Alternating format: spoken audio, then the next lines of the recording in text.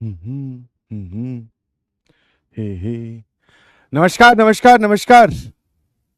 Good evening good evening good evening everyone. जल्दी से आ जाइए अर्जुना वालों। नमस्कार नमस्कार नमस्कार। Good evening good evening good evening. Rajiv, Samiksha, Aditya, Hariom, IIT Bombay, Srishti, Ramlal, Shivam, Vanshika, Aahan, Gautam, Govind, बहुत सारे लोग आज गए हैं। आ जाइए भैया सारे भांजे भांजियों। तो धमाकेदार लेक्चर में आपका स्वागत है भाई। ठीक है, जल्दी से आ जाओ। Good afternoon good afternoon good afternoon, good evening good evening good evening everyone. अगर मेरी आवाज आ रही है और मेरी ऑडियो वीडियो एकदम क्लियर है तो जीएफएल लिखकर भेजे, जीवीएन लिखकर भेजे। नमस्कार नमस्कार नमस्कार। ओ भाई, गजब कर दिया है। चैट की स्पीड थोड़ी और बढ़ाओ। जीवीएन लिखकर भेजो, जीएफएल लिखकर भेजो। कुछ नहीं, 3 शब्द टाइप करने हैं कीबोर्ड से। जल्दी से आप कर सकते हैं, जल्दी से जल्दी से जल्दी से। चैट की स्पीड और भी धीरे बढ़ाइए बढ़ाइए बढ़ाइए इसको और आ जाइए। तो गुड इवनिंग, मैं बढ़िया हूं भाई। तुम लोग कैसे हो? शाबाश, गुड इवनिंग मामू। तो टुडे इज लेक्चर नंबर 6। घबराओ मत, एवरीथिंग गोना फिक्स। सब चीजें दुरुस्त हो जाएंगी, घबराने की बिल्कुल जरूरत नहीं है। बिल्कुल भी अपनी तैयारी को लेकर, अपने आप को लेकर कभी डाउट मत कीजिएगा। आप बहुत अच्छे से, बहुत पॉजिटिवली मेहनत कर रहे हो। और हो सकता है कि, क्योंकि सर ऐसा कोई बैरोमीटर नहीं है, ऐसा कोई पैरामीटर नहीं है जिसको देखकर हम ये बता सके कि यार मेरी तैयारी जो है वो आईआईटी जेई के हिसाब से सही चल रही है कि गलत चल रही है ना, कि मैं और मेहनत कर सकता हूं कि नहीं। तो देखो, और मेहनत करने का स्कोप तो सबकी जिंदगी में हमेशा ही रहता है। ठीक है, समझ में आया? क्योंकि there is no absolute maxima कि भैया इसने इतनी मेहनत कर ली, बस इतनी करनी जरूरी है। तो आप सभी लोग बहुत अच्छे से प्रिपरेशन कर रहे हो। जर्नी कब स्टार्ट हुई थी और आप अब तक बने हुए हो, बहुत अच्छी बात है। Congratulation to all of you. ठीक है, हाँ है ना? तो आपकी जर्नी जैसी भी चल रही है ऐसी ही चलती है जेई की प्रिपरेशन। ठीक है, हाँ है ना? कभी इस चीज को लेकर अपने मन में डाउट मत लाना, या अपने आप पे डाउट मत करना कि यार कहीं मैं ही तो लायक नहीं हूं। ऐसा नहीं है। ठीक है, सब लायक हैं और सब बहुत अच्छे से मेहनत कर रहे हैं। और मैं आपकी मेहनत के लिए बड़ा ही प्राउड फील करता हूं। बहुत अच्छी बात है, हाँ है ना? बिल्कुल टेंस नहीं होना है। किस बात की टेंशन यार? कम से कम इस उम्र में तो मत लो। आगे जैसे जैसे बड़े होगे फिर तो आई जाएगी ये टेंशन वेंशन, बाल झड़ना, है ना, माथे पे ऐसे शिकस्त रहना, वो तो ऑटोमेटिक है। जब तक नहीं है तब तक तो एंजॉय करो यार, है ना? बिल्कुल मत घबराइए। हम्म, ठीक है, हाँ। Good good good good, proud of you बोलते रहा हूं। अगर 0 बैकलॉग है तो भी प्राउड ऑफ यू। 8-10 लेक्चर का बैकलॉग है तो भी प्राउड ऑफ यू यार। कोई बात नहीं, सबकी जर्नी अलग अलग है, सबकी सिचुएशन अलग अलग है, सबके घर पे हालात अलग अलग है, सबके स्कूल में सिचुएशन अलग अलग है। ठीक है, तो हम जनरलाइज या कैटेगराइज नहीं कर रहा हूं मैं किसी को कि भाई तेरा 0 बैकलॉग है, तेरा 100% आ जाएगा, हो जाएगा सिलेक्शन। तेरे 8 लेक्चर का बैकलॉग है, तेरे 20 लेक्चर का बैकलॉग है, तेरा नहीं होगा। क्योंकि क्या पता कौन किस वक्त मेहनत करनी स्टार्ट कर दे और वो बाकी लोगों को पीछे छोड़ दे। इसका तो कोई भी, किसी के पास भी जवाब नहीं है ना, है ना? ठीक है, मस्त रह के पढ़ाई करें प्लीज। और जब आप क्लास में आ जाते हैं तो मुझे तो लगता है कि आपको क्लास इंटरेस्टिंग लगती होगी, मजेदार लगती होगी। जैसे बोलते हैं ना, अंग्रेजी की जो टर्म है, I am looking forward for the class, कि मतलब हमें दिन में इंतजार रहता है सर क्लास का। तो वो तुम्हारी डेडिकेशन को शो करता है। समझ में आया? कि हाँ, एक ट्रू जेई एस्पिरेंट की डेडिकेशन यही होती है कि वो क्लास के लिए बेताब रहता है कि यार क्लास होगी, मिस नहीं करूंगा, पहुंचूंगा, है ना? बिल्कुल सही, शाबाश। कोई बात नहीं। बैकलॉग बैकलॉग, देखो ये सब नाम तुम आज से पहले जानते थे क्या? मतलब हो सकता है ये अंग्रेजी वाला टर्म जरूर जानते हो, बैकलॉग किसको बोलते हैं। बट बैकलॉग का असली मायना आपको कब समझ में आया? जब आप इस रणभूमि में उतरे। तो एक पॉजिटिव साइड क्या है कि आप लड़ाई कर रहे हैं तभी आपका बैकलॉग है। समझ में आया? समझ पा रहे हो नहीं समझ पा रहे हो? वरना आपने किसी दोस्त को पकड़ लो जो जेई की प्रिपरेशन नहीं करता, वो बोलेगा कोई बैकलॉग नहीं है, मस्त चल रही है जिंदगी। तो तुम्हारा बैकलॉग हुआ क्यों? क्योंकि तुम उतरे हुए मैदान में अपने आप की जिंदगी, अपने घर वालों की जिंदगी बदलने के लिए तुम मेहनत कर रहे हो। That is the sign of, मतलब बैकलॉग होना वो उस चीज का साइन है। घबराइए मत, सब सेट हो जाएगा। ठीक है, हाँ, हाफ ईयरली भी आ रहे हैं, बहुत सारी चीजें आ रही हैं। सर हम इस छोटी सी उम्र में इन सभी चीजों से डील करना सीख जा रहे हैं। बोलते ना, सिचुएशन डिफिकल्ट है पर फिर भी हम निकल जा रहे हैं, सह ले रहे हैं। तो good, that is a good thing, है ना? ठीक है, हाँ। चिल्ड्रंस डे भी आ रहा है भाई। चिल्ड्रंस डे वाले दिन पार्टी मत मांग लेना, पार्टी तुम मुझे दो। है ना, कि तुम तो चिल्ड्रन हो ही सर, आप भी चिल्ड्रन बन जाओ, इस चीज की पार्टी आपको। ठीक है ना, बिल्कुल सही।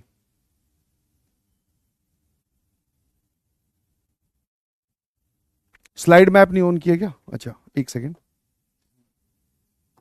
अभी कर लेते हैं। देखो टेंशन नहीं लेनी है, आ जाइए आ जाइए, पार्टी मैं अबे भाई, खर्चा थोड़ा ज्यादा हो रहा है भाई, तुम लोग पार्टी वार्टी की बातें मुझसे मत किया करो। समोसा तो खिला ही दो सर, ऑफलाइन में होते जरूर खिलाता 100%। चलो ठीक है, ये समोसा मुझ पे उधार रहा, है ना, ये समोसा मुझ पर उधार रहा। बर्नआउट क्या होता है भाई? बर्नआउट हमने तो टायर के लिए सुना है कि टायर जब पूरा एकदम घिस जाता है उसको बर्नआउट बोलते हैं। तुम कहां से घिस गए जरा मुझे बताओ। सर हमारा दिमाग घिस रहा है, तो वो बहुत अच्छी बात है ना, वो चमक रहा है, देखना। अब आ गया क्या भाई? आजा, ये कहां रह गया आज? अच्छा इसको एक बार और कंटिन्यू, 1 2 शकल का बू हैं? सारे जादू ही फिर आ गया आ गया आ गया।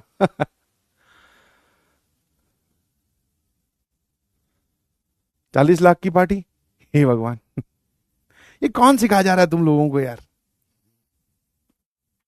ठीक है चलिए, ठीक है। तो sir today is lecture number 6। आज के इस धमाकेदार लेक्चर में हम लोग बात करेंगे स्ट्रेट लाइन की इक्वेशन, जिससे पहले हमें देखना पड़ेगा कि इंक्लिनेशन क्या होता है, फिर सिलोप क्या होता है, फिर इक्वेशन ऑफ लाइन कैसे निकालते हैं, और धीरे धीरे सर हम मुख्य धारा से अपने आप को जोड़ लेंगे। ठीक है ना। चलिए, तो मैंने पूछा कि व्हाट इज लोकस, मुझे आप सरल भाषा में समझाओ कि लोकस क्या है, अपना दोस्त मानते हुए। सर आप हमारे दोस्त हो तो हम तो बहुत सारे पहले मजे लेते, समझाते बिल्कुल नहीं। मैं पूछ लूं कि भाई ये लोकस कल क्या बताया था सर ने, बोलेगी नहीं पता भाई, तू कहां था, क्यों ध्यान तेरा कहां रहता है, हैं? सारा दिन पबजी की ओर और घर पे बनी हुई सब्जी की ओर, ऐसे ध्यान रखेगा तो कैसे बात चलेगी। तो मैंने कहा बताओ भाई, ध्यान से प्यार से सरल भाषा में समझाओ, what is locus. Locus is basically, एक बोल रहा है कि इक्वेशन होती है लोकस, अबे वो ठीक है, बट उस इक्वेशन तक पहुंचते कैसे हैं, किस चीज की इक्वेशन होती है वो? बिल्कुल सही, जो पाथ आप ट्रेस करते हो या कोई भी पॉइंट, क्योंकि हम लोग कोऑर्डिनेट ज्योमेट्री में बात कर रहे हैं, तो हम एक्स वाई प्लेन में मूव करेंगे। पहले ही लेक्चर में बताया था, दिस इज कार्टेशियन प्लेन, है ना, कोऑर्डिनेट प्लेन। इसके अंदर कोई भी एक वेरिएबल पॉइंट होगा, पॉइंट पी, जिसका हमें लोकस निकालना है, उस पे हम कुछ कंडीशंस लगा देंगे। क्या लगा देंगे बेटा? कंडीशंस। हम इसके घर वालों का रोल प्ले करेंगे, क्योंकि घर वाले कंडीशन लगा देते ना कि इस बार अगर सिलेक्शन नहीं हुआ और इस बार तेरे 10th में अच्छे मार्क्स नहीं आए या आए तो तुझे साइकिल मिलेगी। तो वैसे ही हम इस पे कंडीशन लगा देंगे, तो ये कंडीशन को फॉलो करते हुए जिस जिस पाथ पे मूव करेगा, that path is called as locus of this point P. कितने लोगों को बात समझ में आई? हाँ, ट्रेजेक्ट्री बोल दो, पाथ बोल दो, कर्व बोल दो, सब एक ही बात है।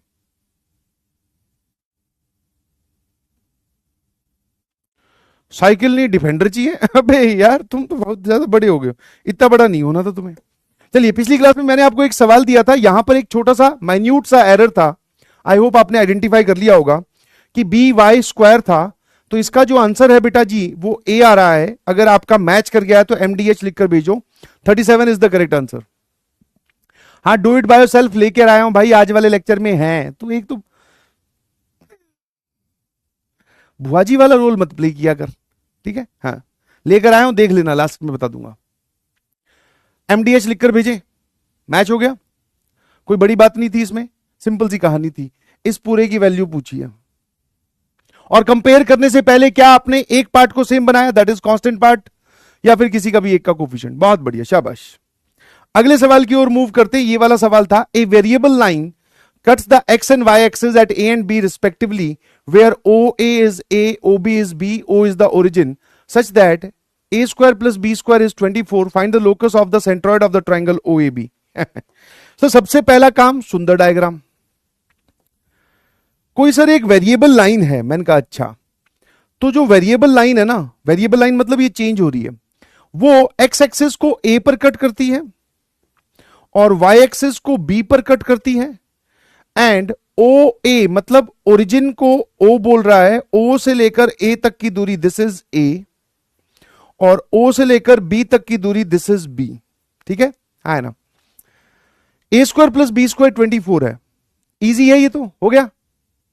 हाँ, तो वो बोल रहा है किसका लोकस पूछा, the locus of the centroid. Centroid कहां पर होगा दोस्तों? सर सेंट्रॉइड यहां कहीं होगा, मान लेते हैं इसका सेंट्रॉइड मतलब पी एच कॉमा की। अब अगर ये दूरी ए है तो ये कोऑर्डिनेट क्या हो जाएंगे, ए कॉमा 0। ये दूरी बी है तो ये दूरी क्या हो जाएगी, 0 कॉमा बी। तो सर एच क्या हो जाएगा, सेंट्रॉइड तीनों के एक्स कोऑर्डिनेट का सम डिवाइडेड बाय 3, और वाई मतलब वाई कोऑर्डिनेट क्या हो जाएगा, तीनों के वाई कोऑर्डिनेट का सम डिवाइडेड बाय 3। अब यहां से 3h यहां रख दो ए की जगह, और यहां से b बराबर 3 के वो यहां रख दो, क्योंकि हमें h और k में एक रिलेशन बनाना है। ठीक है, तो सर ये आ जाएगा 9h square plus 9k square बराबर 24। तो this is h square plus k square बराबर 24/9, दैट इज 8/3।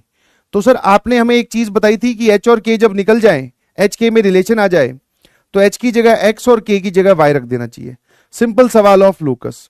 अच्छा, कितने लोगों के दिमाग में ये चीज भी आई कि अगर सर ये आपने तो फर्स्ट क्वाड्रेंट में ट्रायंगल बना दिया, अगर ये सेकंड क्वाड्रेंट थर्ड क्वाड्रेंट में होता, मान लो अगर कोई बच्चा ऐसा बोले तो वो वाला केस भी लेकर देख लो यार, कोई दिक्कत नहीं है। मान लो ये ट्रायंगल यहां बनता कि एक्स एक्सिस को ए पर और वाई एक्सिस को बी पर, ये ओरिजिन हो गया, ये लेंथ अगर ए है तो ये वाला पॉइंट क्या होता, -a,0, और ये वाला पॉइंट होता 0,-b।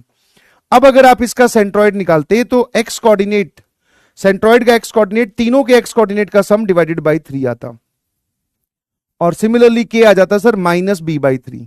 बट आप सकते हैं देख पा कि ए और बी की वैल्यू -3h -3k आती है ना, -3k और -3h आती, तो वो यहां पर तो स्क्वायर हो रहा है ना, तो माइनस सर उसमें गेम ही समझ में, मतलब आंसर सेम आता।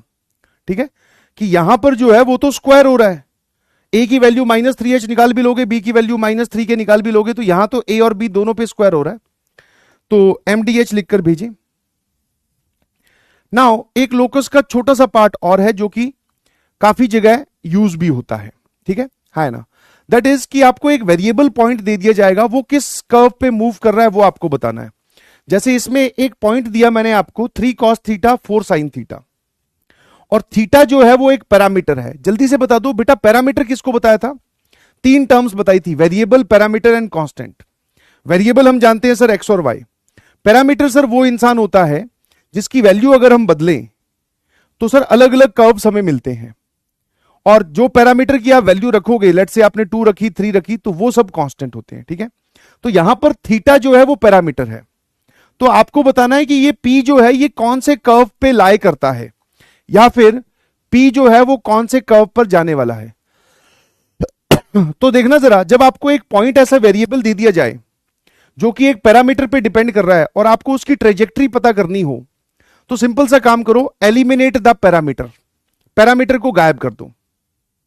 समझ में आया, पैरामीटर को क्या कर दो, गायब कर दो। मतलब पहले वाले का जवाब बताता हूं, फिर इसको सीखकर आप बाकी सब सॉल्व करना, कि सर इसका जो एक्स कोऑर्डिनेट है वो है 3 cos थीटा, और y कोऑर्डिनेट जो है सर वो है 4 sin थीटा। ठीक है, उस कर्व की इक्वेशन निकाल रहे हैं जिस पर ये वाला पॉइंट लाई करेगा, उस कर्व की इक्वेशन निकाल रहे हैं जिस पर ये वाला पॉइंट लाई करेगा।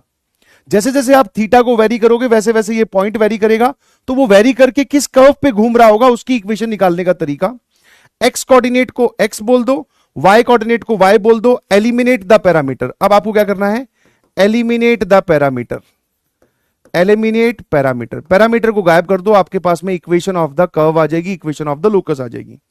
तो सर यहां से दिखाई दे रहा है कि cos थीटा की वैल्यू आ गई x/3, और सिमिलरली सर sin थीटा की वैल्यू कितनी आ गई भाई, इस इक्वेशन से सर वो आ गई y/4।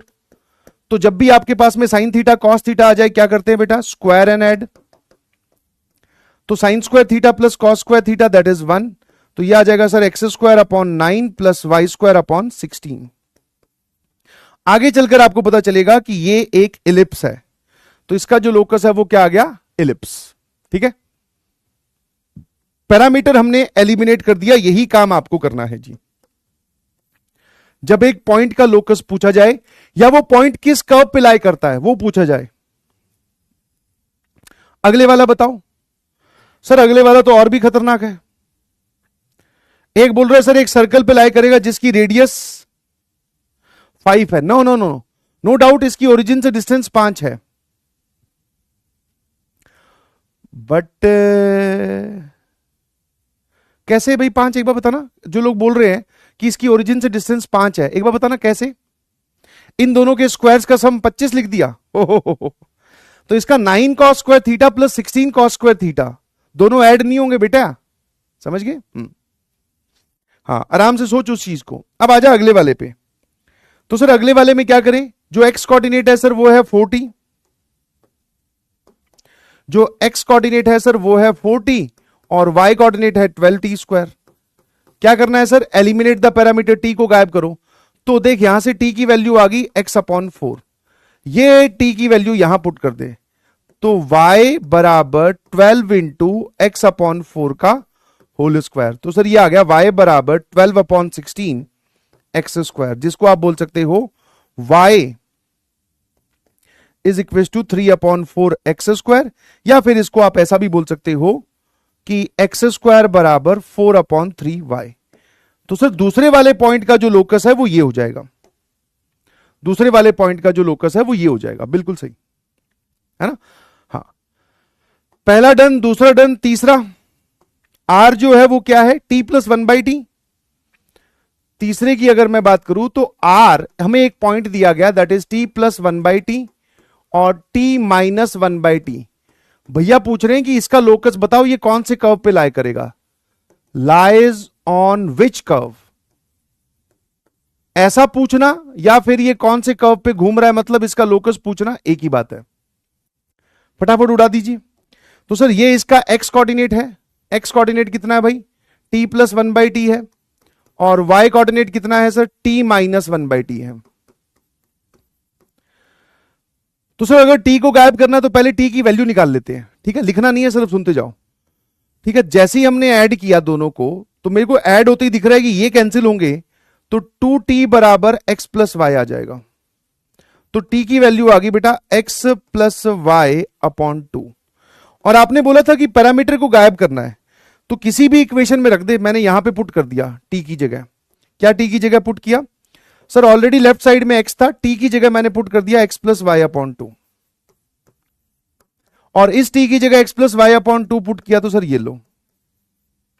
अब भाई एलसीएम वेलसीएम लोगे तो ये आ जाएगा x प्लस वाई का स्क्वायर, और सर ये इधर जाएगा तो ये आ जाएगा 4, डिनोमिनेटर में आ जाएगा 2 इंटू एक्स प्लस वाई, और लेफ्ट साइड में लिखा हुआ है x। अब 2 इंटू एक्स प्लस वाई को आप लेफ्ट में लेकर जाओ, that is 2 into x plus y और ये x। अब इसको सिंप्लीफाई कर लो यार, I hope you can do this, है ना? तो सर ये कितना आ गया? This is x square plus y square plus 2xy plus 4, और यहां कितना आ जाएगा? This is 2x square plus 2xy। ये और ये गया, इसको लेफ्ट में लेकर जाओ तो दिस इज एक्स स्क्वायर, इसको भी लेफ्ट में लेकर जाओ, this is minus y square बराबर 4। आगे जाकर आपको पता चलेगा कि ये एक हाइपरबोला है और वो भी रेक्टेंगुलर वाला। तो अभी अगर आपको नाम नहीं पता तो नाम पे ध्यान ना दे, पूरा चैप्टर है उसकी बात बाद में करेंगे। ये सर हमारा इक्वेशन आ गया। तो तीसरा भी हो गया sir, 5 cos theta 5 sin theta. Sir इसकी इक्वेशन डायरेक्टली लिख देता हूं। थीटा को एलिमिनेट करने के बाद में सर ये आ जाएगा x square plus y square बराबर 25। तो अगर आपको किसी भी पॉइंट का लोकस पूछा हो और वो पॉइंट एक पैरामीटर पे डिपेंड कर रहा हो तो एलिमिनेट द पैरामीटर, ये हमने सीखा सर, बस खेल खत्म। एसएमजे लिखकर भेज दो तो मुझे अच्छा लगेगा, मुझे अच्छा लगेगा तो मैं और एनर्जी से बढ़ाऊंगा। चलिए अब आगे बढ़ते हैं। क्या करते हैं बेटा? अब आगे बढ़ते हैं। अब तक हमने बहुत सारी इंफॉर्मेशन पचाई, ट्राइंगल की इंफॉर्मेशन, ज्योमेट्रिकल फिगर्स की इंफॉर्मेशन, फिर लोकस क्या होता है। अब हम ऑफिशियली डिफाइन कर रहे हैं किस चीज को? स्ट्रेट लाइन को मूव करते हैं, ठीक है? स्ट्रेट लाइन क्या होती है तो कहानी आराम से समझते हैं। तो पहले आराम से पहले समझ लो, सबसे पहले डिफाइन किया जाता है इंक्लिनेशन, ठीक है? एक वर्ड आता है जिसको हम बोलते हैं इंक्लिनेशन, लिखना नहीं है बेटा, ठीक है? लिखने से ज्यादा समझने पर ध्यान दे। इंक्लिनेशन, इंक्लिनेशन मतलब कि एक line positive direction of x axis से कितना एंगल बना रही है, कि एक line positive direction of x axis, ठीक है, positive direction of x axis ये वाली होती है, इस तरफ negative direction of x axis होती है, यहां कहीं ओरिजिन मान लेते हैं लेट से। तो ये लाइन जितना angle positive direction of x axis के साथ बना रही है that is called as theta, और थीटा ही आपका इंक्लिनेशन है ना। तो इंक्लिनेशन इज बेसिकली थीटा, समझ में आया कि वो कितना इंक्लाइंड है ना। अब मान लो मैं अलग अलग लाइंस आपको बनाकर दिखाऊं कि भाई एक लाइन ऐसी है, फिर एक लाइन परपेंडिकुलर है एक्स एक्सिस के, ठीक है, फिर एक लाइन जो है वो ऐसी हो गई, ठीक है, कैसी भी। तो सर इस केस में आप बोल सकते हो कि जो थीटा है वो कैसा है, एक्यूट। इस केस में थीटा कैसा है सर, इस केस में थीटा है 90 डिग्री, और इस केस में positive direction of x axis से मेजर करना है भाई, ठीक है, positive direction of x axis से मेजर करना है। तो इस केस में थीटा जो है सर वो है ऑब्ट्यूज, ठीक है ना। और थीटा की एक रेंज भी डिफाइन की जाती है, क्योंकि positive direction of x axis से हो सकता है कोई बच्चा बोले कि सर ये वाला एंगल मेजर कर लो, तो आप किस सेंस में आगे, क्लॉकवाइज सेंस में, पॉजिटिव डायरेक्शन से भी एंटी क्लॉकवाइज सेंस में आपको जाना है, ठीक है ना। तो इसीलिए थीटा की एक रेंज भी बताई जाती है कि इंक्लिनेशन होता है 0 से लेकर पाए ओपन तक, इसके बीच में आपको आंसर देना होता है, ठीक है, इसके बीच में आपको आंसर करना होता है। तो अगर मान लो इसका इंक्लिनेशन आप ऐसे निकालते हो तो ये तो नेगेटिव एंगल हो गया, तो नेगेटिव एंगल तो रेंज में ही नहीं है, समझ गए, है ना। हाँ सर, तो सर इंक्लिनेशन हमें समझ में आ गया। अच्छा, जो लाइंस एक्स एक्सिस के बिल्कुल पैरेलल होंगी, जैसे मान लो ये एक्स एक्सिस है, ये ऐसी है line that is parallel to x axis, तो इस केस में आप बोलोगे सर थीटा आ जाएगा 0 डिग्री, या 0 बोल दो कि इसके पैरेलल है, मतलब वो एक्स एक्सिस के साथ 0 एंगल बना रही है। तो मेरे ख्याल से इंक्लिनेशन क्लियर। अब अगली चीज आती है sir that is slope. What is slope of the line, denote किया जाता है बेटा एम से, इसका एक दूसरा नाम भी है दैट इज ग्रेडियंट। तो एक लाइन का अगर आपको स्लोप निकालना है तो इस थीटा पर, इस इंक्लिनेशन पर tan की वैल्यू, ठीक है, तो slope is basically nothing but tan of theta. Slope क्या होता है बेटा, tan थीटा होता है, ठीक है, स्लोप क्या होता है, tan थीटा होता है। क्या ये बात क्लियर है? स्लोप क्या होता है सर, tan थीटा। स्लोप मतलब उस थीटा पर tan की वैल्यू। अब जब थीटा एक्यूट है तो नो डाउट सर यहां पर जो स्लोप आएगा वो पॉजिटिव आएगा, क्योंकि एक्यूट एंगल पर 0 से 90 डिग्री के बीच के एंगल पर tan की वैल्यू पॉजिटिव होती है। थीटा अगर ऑब्ट्यूज है तो सर ऑब्वियसली tan की वैल्यू, ऑब्ट्यूज एंगल पर 90 डिग्री से बड़े एंगल पर tan की वैल्यू कैसी आएगी सर, सेकंड क्वाड्रेंट में आप पहुंच गए तो tan की वैल्यू नेगेटिव आएगी, तो इन लाइंस का स्लोप नेगेटिव होता है। सर थीटा अगर 0 है तो ऑब्वियसली सर स्लोप भी क्या होगा, 0 होगा, और थीटा अगर 90 डिग्री है तो सर स्लोप क्या हो जाएगा, सर स्लोप हो जाएगा नॉट डिफाइंड। और केमिस्ट्री और फिजिक्स के केस में सर स्लोप क्या हो जाएगा, इन्फिनिटी, ठीक है ना। मैं कोई मजाक नहीं उड़ा रहा हूं बट वही है। तो sir 1090 degree is basically not defined, तो इस वर्टिकल लाइन का स्लोप इज नॉट डिफाइंड, बाकी सारी लाइंस का स्लोप नॉट डिफाइंड होता है। अब मुद्दा आता है कि सर स्लोप फिर कौन सी लाइन का इंफिनिटी होता है, कौन सी लाइन का स्लोप इंफिनिटी होता है। तो उसके लिए आप इस चीज को देखो ध्यान से, देखना एकदम वर्टिकल लाइन अगर मैं बना दूं, एकदम वर्टिकल लाइन अगर मैं बना दूं ये वाली, तो सर ये सब समझने वाली बातें हैं, लिखने विखने वाली नहीं है, सुन लोगे ध्यान से अपने आप समझ में आ जाएगा। सर ये लाइन जो है ये एंगल बना रही है 90 डिग्री का, तो इसका जो स्लोप है वो हम बोलेंगे दैट इज नॉट डिफाइंड, ठीक है। अब इसको हल्का सा टिल्ट कर दे, हल्का सा मतलब जो बिल्कुल एकदम तुझे ही फील हो कि मैंने हल्का सा इस लाइन को टिल्ट किया है, हल्का सा टिल्ट किया मतलब सर ये वाली लाइन, मैंने थोड़ा ज्यादा इसको शो किया है बट फिर भी ये वाली लाइन। अब सर ये वाली जो लाइन है ना, ये वाली लाइन दूसरी जो आपने डॉटेड ब्लू वाली बनाई है, ये positive direction of x axis के साथ एंगल बना रही होगी, 90 डिग्री तो नहीं होगा बट 90 डिग्री से थोड़ा सा कम, that means you can say 89.9999 इस टाइप की। और इस लाइन का स्लोप जब आप निकालने जाओगे तो बेटा इस पर tan की वैल्यू जो है that is tan of 89.99 degree types पे कहां जाता है सर, इंफिनिटी। तो किस लाइन का स्लोप इंफिनिटी होता है, जो वर्टिकल से हल्की सी टिल्टेड हो, किस तरफ, एक्यूट साइड में, और आपने इसको इस तरफ घुमा दिया, इस तरफ घुमा दिया, मतलब सर दूसरे वाली लाइन ले लो, ये लो, हमने हल्का सा पीछे की तरफ टिल्ट कर दिया। तो जैसे ही आप हल्का सा पीछे की ओर टिल्ट करोगे तो ये वाला एंगल बताना भाई, ये एंगल कितना हो जाएगा, यहां से लेकर यहां वाला। तो सर ये 90 डिग्री से थोड़ा सा एंगल बढ़ गया, तो आप इसको बोलते हो 90, मतलब लिखने के हिसाब से 0.001 डिग्री। तो 90 डिग्री से ये एंगल जो है थोड़ा बढ़ गया। तो 90 डिग्री से एंगल बढ़ा मतलब आप सेकंड क्वाड्रेंट में एंटर कर चुके हो। तो इस केस में जो स्लोप आएगा सर वो आएगा माइनस इंफिनिटी। ठीक है, इस लाइन का जो स्लोप है, रेड वाली लाइन का slope, that is minus infinity. मैंने टिल्ट बहुत ज्यादा कर दिया है बट हल्का सा ही आपको फील करना है, ठीक है ना।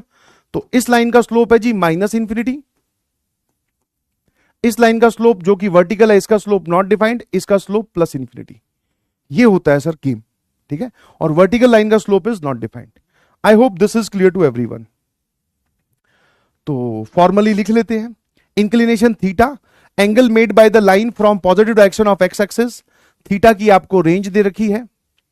स्लोप, दैट इज स्लोप किसको बोलते हैं सर, स्लोप बोलते हैं इस थीटा पर tan की वैल्यू को, डिनोट किया जाता है m से, और इसका दूसरा नाम है that is gradient. Slope is also called as gradient. I hope इतना क्लियर है। अब बात करते हैं सर किसी लाइन का स्लोप हम कैसे निकालेंगे। That is slope of the line joining two points, दो पॉइंट्स को ज्वाइन करने वाली लाइन का स्लोप हमें निकालना है ना। दो पॉइंट्स को ज्वाइन करने वाला लाइन का स्लोप हमें निकालना है। जैसे सर ये एक लाइन है, ठीक है, ये क्या है, ये हमारे पास में एक लाइन है ये वाली। तो हमने क्या किया, इसके ऊपर दो पॉइंट ले लिए। एक पॉइंट है x1 y1 और दूसरा पॉइंट है सर bx2 y2।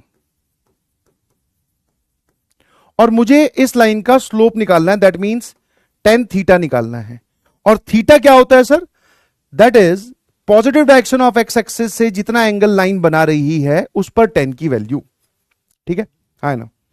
अब एक छोटू सा राइट एंगल ट्रायंगल आप यहां इमेजिन कीजिए, यहां से परपेंडिकुलर डाला, यहां से परपेंडिकुलर डाला, इसको ज्वाइन कर दिया। ये जो पूरी डिस्टेंस होगी सर, ये पूरी डिस्टेंस होगी y2 और ये पूरी डिस्टेंस होगी सर दिस इज y1, ठीक है। अब यहां कहीं पे y एक्सिस बना लीजिए, ठीक है, यहां कहीं पे आप चाहो तो y एक्सिस बना लो, उसका कोई रोल तो नहीं है, ठीक है। यहां कहीं पे हमने y एक्सिस बना ली। तो सर ये पूरी डिस्टेंस जो है this is x1, this is x2। तो मैं आपसे ये वाली दूरी पूछ रहा हूं, तो ये दूरी कितनी हो जाएगी sir, this is x2 minus x1। और ये वाली दूरी कितनी हो जाएगी sir, this is y2 minus, directly लिख दूं, और ये वाली दूरी हो जाएगी sir this is y2 minus y1, ठीक है भाई। तो अब अगर ये थीटा है तो ये एंगल भी थीटा होगा, है ना, क्योंकि सर ये हॉरिजॉन्टल लाइन है, हॉरिजॉन्टल लाइन एक्स एक्सिस के पैरेलल होती है, तो ये दोनों एंगल सेम होंगे। तो सर यहां से आप मुझे tan थीटा की वैल्यू बता दीजिए। तो tan थीटा की value I perpendicular upon base, that is y coordinate का डिफरेंस अपॉन x कोऑर्डिनेट का डिफरेंस। और ऊपर से नेगेटिव साइन, नीचे से नेगेटिव साइन कॉमन लू, तो इसी को ही आप y1 minus y2 upon x1 minus x2 लिख सकते हैं। तो यह तरीका हो गया सर एक किसी भी लाइन का स्लोप निकालने का जो दो पॉइंट से पास करती है ना, किसी भी लाइन का स्लोप निकालने का जो कि दो पॉइंट से पास करती है, ठीक है भाई। मान लो मैं आपको बोलूं कि एक कोई लाइन है जो इन दोनों पॉइंट से पास करती है, 3,4 सिर्फ समझना है, और -1, -7।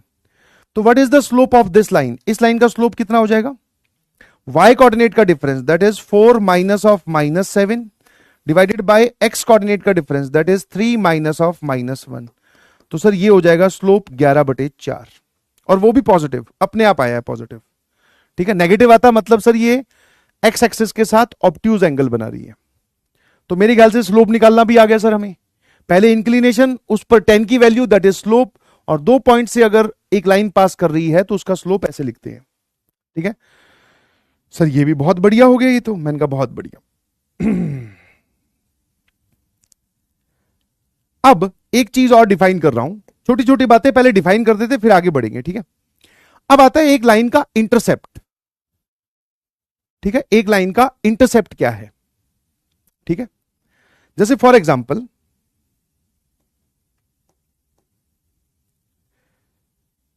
हमने क्या किया, हमने ये वाली चीज सिर्फ समझना है, ठीक है, हाँ।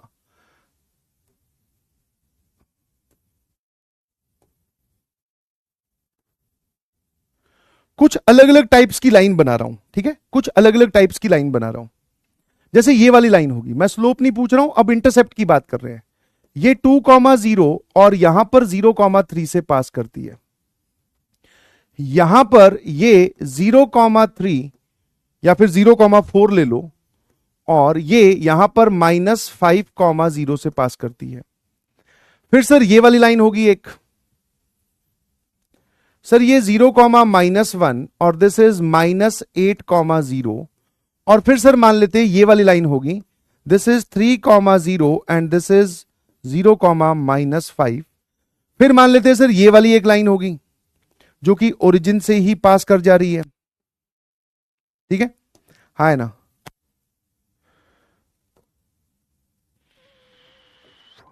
ठीक है, और फिर आप ले आइए वर्टिकल और हॉरिजॉन्टल लाइन। ये लाइन होगी सर, ये 2,0 से पास कर रही है और ये वाई एक्सिस के पैरेलल है, और ये एक हॉरिजॉन्टल लाइन है जो कि 0,3 से पास कर रही है और ये एक्स एक्सिस के पैरेलल है। अब इन सभी सिनेरियो में आई होप मैंने सारे सिनेरियोज कवर कर लिए हैं। मैं आपसे पूछ रहा हूं व्हाट इज इंटरसेप्ट, तो पहले सुन लो कि इंटरसेप्ट होता क्या है और फिर जवाब देना।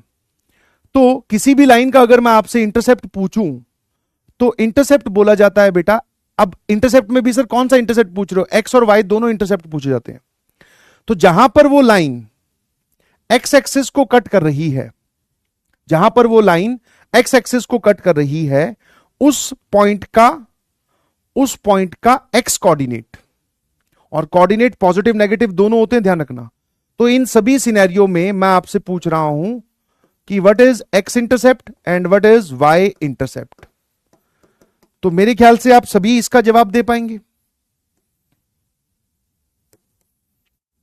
है ना। बताओ बताओ बताओ, फटाफट बताओ, सोच लो सोच लो सोच लो।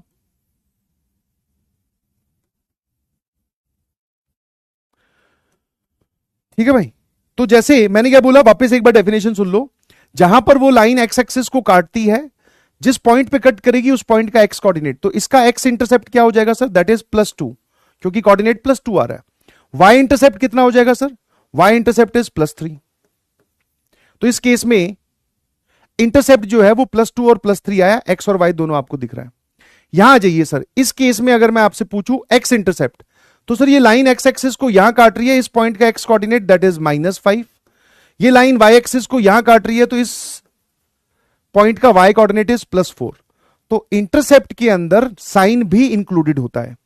मैं बार बार ये चीज क्यों बोल रहा हूं, क्योंकि कई बच्चे इस इंफॉर्मेशन को गलत समझ लेते हैं। वो बोल देते हैं कि सर ओरिजिन से जितनी दूरी पर, मतलब इंटरसेप्ट को वो in terms of length imagine कर लेते हैं, और लेंथ कभी भी नेगेटिव नहीं होती भाई, समझ में आया। बट इंटरसेप्ट और लेंथ में फर्क है। मतलब कहीं आप ये सोच लो कि सर आप ये बोल रहे हो कि ओरिजिन से कितनी दूरी पर काटेगी, तो दूरी is always positive.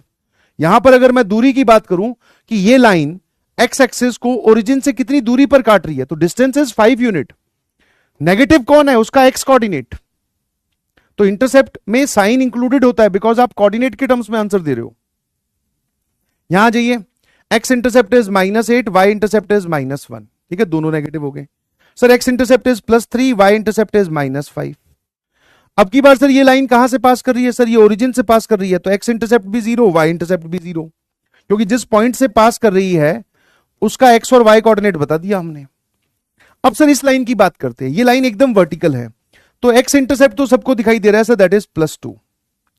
What about y intercept, तो basically y intercept is not defined, ठीक है, हाँ है ना, इसका वाई इंटरसेप्ट है ही नहीं, समझ में आया? तो y intercept is not defined. अब इसको बोलने के लिए ये भी बोल सकते हो कि ये दोनों लाइंस आगे चलकर इन्फिनिटी पर, क्योंकि जो काम यहां पर रियल वर्ल्ड में नहीं हो रहा वो हम मान लेते हैं कि इन्फिनिटी पर हो रहा होगा, बिकॉज इन्फिनिटी पे आज तक किसी ने जाके देखा थोड़ी है कि सर इन्फिनिटी पे -2 और -3 बराबर होते होंगे भाई, समझ में आया? हमें थोड़ी पता है कि हम इन्फिनिटी पे कभी पहुंचे ही नहीं है। तो वैसे ही कई कई जगह ऐसा भी बोला जाता है कि ये दोनों लाइंस आगे चलकर इन्फिनिटी पर इंटरसेक्ट करेंगी। यहां तो करेंगे नहीं, जहां तक आपकी नजर जा रही है वहां तक नहीं करेंगी। क्यों? क्योंकि दोनों लाइंस पैरेलल है इन्फिनिटी पर, है ना? वो आजकल मीम भी चल रही होगी कि तेरा प्यार जैसे दो पैरेलल लाइंस, मतलब तू और मैं दो पैरेलल लाइंस की तरह हैं, अब हमारी मुलाकात इन्फिनिटी पर होगी। बस फिर मतलब कभी नहीं होगी। किसी को एक बोलते ना झूठी तसल्ली देने का तरीका है कि भाई तेरी उससे मुलाकात इन्फिनिटी पे जाकर होगी, और जो ये बात बोल रहा है उसको अंदर ही अंदर पता है कि इन्फिनिटी पर ये दोनों कभी पहुंचेंगे नहीं।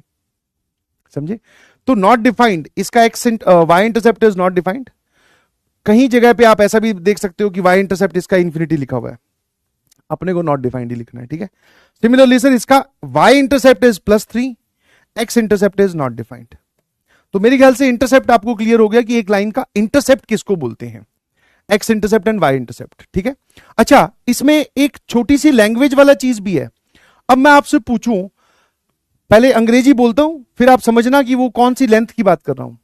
इस डायग्राम के लिए the portion of the line intercepted between coordinate axis, the portion of the line which is intercepted between coordinate axis, मतलब अब मैं इतने पार्ट की बात कर रहा हूं कि इस लाइन का वो पोर्शन जो कोऑर्डिनेट एक्सिस के बीच में इंटरसेप्ट हो रहा है। The portion of the line which is intercepted between the coordinate axis is this portion, ठीक है? है ना? आई hope you got my point. तो सर एक्स इंटरसेप्ट क्या होता है? एक्स इंटरसेप्ट होता है सर एब्सिसा। एब्सिसा मतलब समझ गए ना?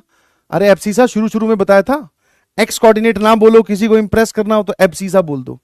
तो basically sir this is nothing but x coordinate of the point where line cuts the x axis. Y coordinate, sorry y intercept is called as ordinate, मतलब that is y coordinate of the point where line cuts the y axis. Y intercept को ही initial ordinate भी बोलते हैं।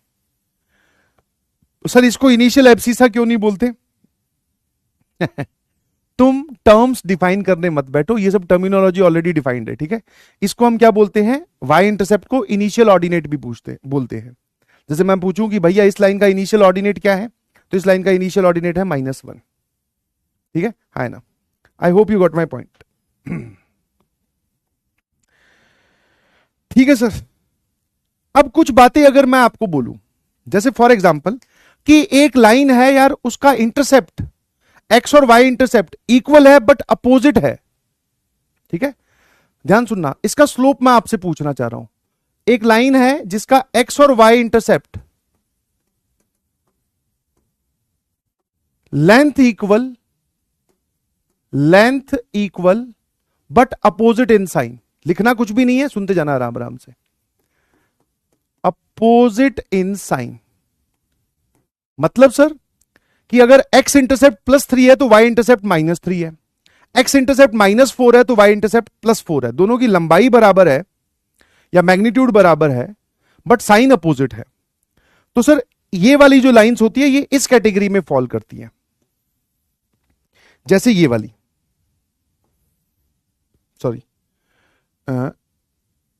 ये वाली, कि sir ये वाला पॉइंट अगर a, 0 है तो ये वाला पॉइंट होगा 0, -a। फिर आप इसको भी ले सकते हो, अगर ये वाला पॉइंट 0, b है तो ये वाला पॉइंट आएगा -b, 0। तो ये दोनों लाइन आपकी इस कैटेगरी में फॉल कर रही है जिसमें length of the intercept is equal but opposite in sign. X intercept +a, y intercept -a। अब मुझे आप इसका स्लोप बताओ, what is the slope of this line? तो सर हमें तो ये पता है y कोऑर्डिनेट का difference that is 0 minus of -a whole divided by x coordinate का difference that is a -0। Sir ये लिखा हुआ है a/a, तो ये वैल्यू आ गई सर 1। तो जिन लाइंस का इंटरसेप्ट की लेंथ बराबर हो और मैग्नीट्यूड में, मतलब मैग्नीट्यूड बराबर हो बट साइन में अपोजिट हो, तो उन दोनों ही लाइंस का स्लोप 1 आता है। आप उस लाइन का स्लोप भी निकाल कर देखो, वो भी 1 आएगा। फिर सर वो ये भी बोलता है अगर किसी लाइन का इक्वल इंटरसेप्ट हो तो, अगर किसी लाइन का इक्वल इंटरसेप्ट हो तो, अब उसने बोल दिया इंटरसेप्ट, इंटरसेप्ट में साइन भी होता है, इक्वल मतलब कि दोनों पॉजिटिव दोनों नेगेटिव, ठीक है, दोनों पॉजिटिव दोनों नेगेटिव, मतलब सर ये कैसा सिनेरियो होगा, ये ऐसा सिनेरियो होगा कि दोनों ए है, this is a comma zero, this is zero comma a, और या फिर दोनों ही नेगेटिव है, minus b comma zero and zero comma minus b, है ना। वैसे तो पूरी बात लिखनी चाहिए इक्वल नॉन जीरो इंटरसेप्ट, क्योंकि इस लाइन में भी एक्स और वाई इंटरसेप्ट बराबर है जो ओरिजिन से पास करती हैं, ठीक है, क्योंकि जो ओरिजिन से पास कर रही हैं उसका एक्स इंटरसेप्ट वो भी जीरो, वाई इंटरसेप्ट वो भी जीरो, तो दोनों बराबर हुए कि नहीं। तो मैं यहां पर इक्वल नॉन जीरो इंटरसेप्ट की बात कर रहा हूं, ठीक है, इक्वल नॉन जीरो इंटरसेप्ट की बात कर रहा हूं। अब इस केस में आप स्लोप जब निकालने जाओगे तो इस केस में स्लोप आएगा सर वाई कोऑर्डिनेट का डिफरेंस अपॉन एक्स कोऑर्डिनेट का डिफरेंस, दैट इज -1, और आप चाहे इसका स्लोप भी निकाल लो वो भी -1 आएगा। तो ऐसी लाइंस जिनका इंटरसेप्ट बराबर हो, दोनों पॉजिटिव है, ध्यान से देखो इसमें दोनों इंटरसेप्ट नेगेटिव है तो इसका स्लोप -1 है, इसका स्लोप +1 है, ठीक है। तो ये सारी चीजें एक, क्योंकि सर अब ये स्लोप देने की हिंट बन जाएगी आगे चलकर, सवाल में कहीं ना कहीं ऐसा लिखा होगा the line passing through this point and having length of intercept बराबर, सॉरी हैविंग इक्वल इंटरसेप्ट्स, तो आपको समझ में आना चाहिए कि अगर इंटरसेप्ट बराबर है तो वो ये बोल रहा है कि उस लाइन का स्लोप -1 है। अच्छा, स्लोप किसी लाइन का -1 हो तो वो positive direction of x axis से कितना एंगल बना रही होती है सर, 135 डिग्री, है ना, 3π/4 जिसको आप बोलते हो, 10 की वैल्यू 3π/4 पर क्या होती है, -1 होती है। तो चलिए, लाइन हैविंग इक्वल इंटरसेप्ट, अब आपको डायरेक्टली अगर लिखना है तो ये वाली चीज लिखनी है लाइव भाई साहब, काला खट्टा, काफी दिन हो गए, मैं भी सोचूं कि भैया आजकल किसी के सपनों में क्यों नहीं जा रहे हैं है ना, अब पता चला सर जा रहे हैं, लाइव लिख रहा है, लाइन हैविंग इक्वल इंटरसेप्ट्स, तो जिस लाइन का इंटरसेप्ट बराबर होता है उसका स्लोप -1 होता है। Line having equal length of intercept, अब लेंथ ऑफ इंटरसेप्ट बराबर है तो स्लोप +1 भी हो सकता है -1 भी हो सकता है, क्यों, क्योंकि उसमें ये दोनों केस इक्वल हो, मतलब दोनों चारों केस शामिल हो गए, ये क्यों, क्योंकि उसने सिर्फ बोला लेंथ बराबर होनी चाहिए, तो सर इसमें y इंटरसेप्ट की लेंथ b, इसमें x इंटरसेप्ट की लेंथ b, दोनों लेंथ बराबर है, यहां पर भी लेंथ a, यहां पर भी लेंथ a, यहां पर a, यहां b, यहां b, तो जिस जिस लाइन की आप बात कर रहे हो इन चारों ही केसेस में length of the intercept is equal, तो स्लोप -1 भी हो सकता है, स्लोप +1 भी हो सकता है, इसलिए हमने यहां क्या लिखा है, slope can be +-1। Line having equal intercept equal in magnitude but opposite in sign, equal in magnitude but opposite in sign, इसकी बात कर रहा है, तो सर इनका स्लोप क्या होगा, +1। एक ये वाली चीज काफी बार यूज होती है, line which is equally inclined with coordinate axis, line which is equally inclined with coordinate axis मतलब कि एक लाइन एक्स एक्सिस और वाई एक्सिस के साथ किसी भी तरफ से सेम एंगल बना रही है, ठीक है ना। तो इक्वली इंक्लाइंड में ये चारों केस आते हैं, देखना जरा ध्यान से, इसके केसेस मैं आपको बता देता हूं कि इक्वली इंक्लाइंड है मतलब जैसे मान लो ये वाली लाइन है, तो ये एक्स एक्सिस और वाई एक्सिस से बराबर एंगल बना रही है, कि ये वाला एंगल और ये वाला एंगल जो है वो बराबर है। अब सर अगर ये वाला एंगल और ये वाला एंगल बराबर है तो नो डाउट ये एंगल और ये एंगल भी बराबर होगा, ये एंगल 90 डिग्री, तो मैंने कहा भाई साहब एक बार बताओ ये एंगल हो कितना जाएगा, 45, ये एंगल भी कितना हो जाएगा 45, तो ये एंगल कितना हो जाएगा 135, इस पर जब आप 10 की वैल्यू निकालने जाओगे तो sir that is -1। X axis और वाई एक्सिस से बराबर एंगल बनना चाहिए, फिर सर आप इस लाइन को भी इक्वली इंक्लाइंड में ही काउंट करते हो, है ना, इस लाइन को भी इक्वली इंक्लाइंड में ही काउंट करते हो। जैसे इस केस में आप बोल सकते हो कि ये लाइन इतना एंगल बना रही है, ये लाइन जो है ये इतना एंगल बना रही है पॉजिटिव वाई एक्सिस के साथ, और ये लाइन सर यहीं पर इतना एंगल बना रही है, ये देखो, तो ये दोनों एंगल बराबर है, इसका वर्टिकली अपोजिट एंगल ये हो जाएगा, ये angle 90 degree, theta theta plus 90 degree, ये कितना हो जाएगा सर 45, ये भी 45। तो positive direction of x axis से जब आप एंगल निकालने गए तो वो 45 आया, 10 की वैल्यू 45 पे 1 होती है, तो सर ये केस भी इक्वली इंक्लाइंड में काउंट होता है, ये केस भी इक्वली इंक्लाइंड में काउंट होता है। ठीक है, हाँ, आई hope you got my point. ठीक है, तो जब भी वो ये वाली लाइन यूज करे कि line which is equally inclined with coordinate axis, मतलब उसका स्लोप ±1 है। अब आप मुझे बताइए कि कौन सी चीज आपको परेशान कर रही है। If you are having any doubt, कुछ भी डाउट है तो यहां से शुरू हो जाओ। यहां से मैंने स्टार्ट किया, दैट इज इंक्लिनेशन, फिर स्लोप बताया, 2 पॉइंट्स अगर एक लाइन पे दे रखे हो तो स्लोप कैसे निकालते हैं, फिर इंटरसेप्ट समझाया, इंटरसेप्ट समझाने के बाद में डेफिनेशन लिखवाई, फिर कुछ पॉइंट्स लिखवाए जो कि सवाल में यूज होते हैं एज ए डायग्राम, मतलब सॉरी डायग्राम बोल रहा हूं, एज ए इंफॉर्मेशन। कोई दिक्कत नहीं है।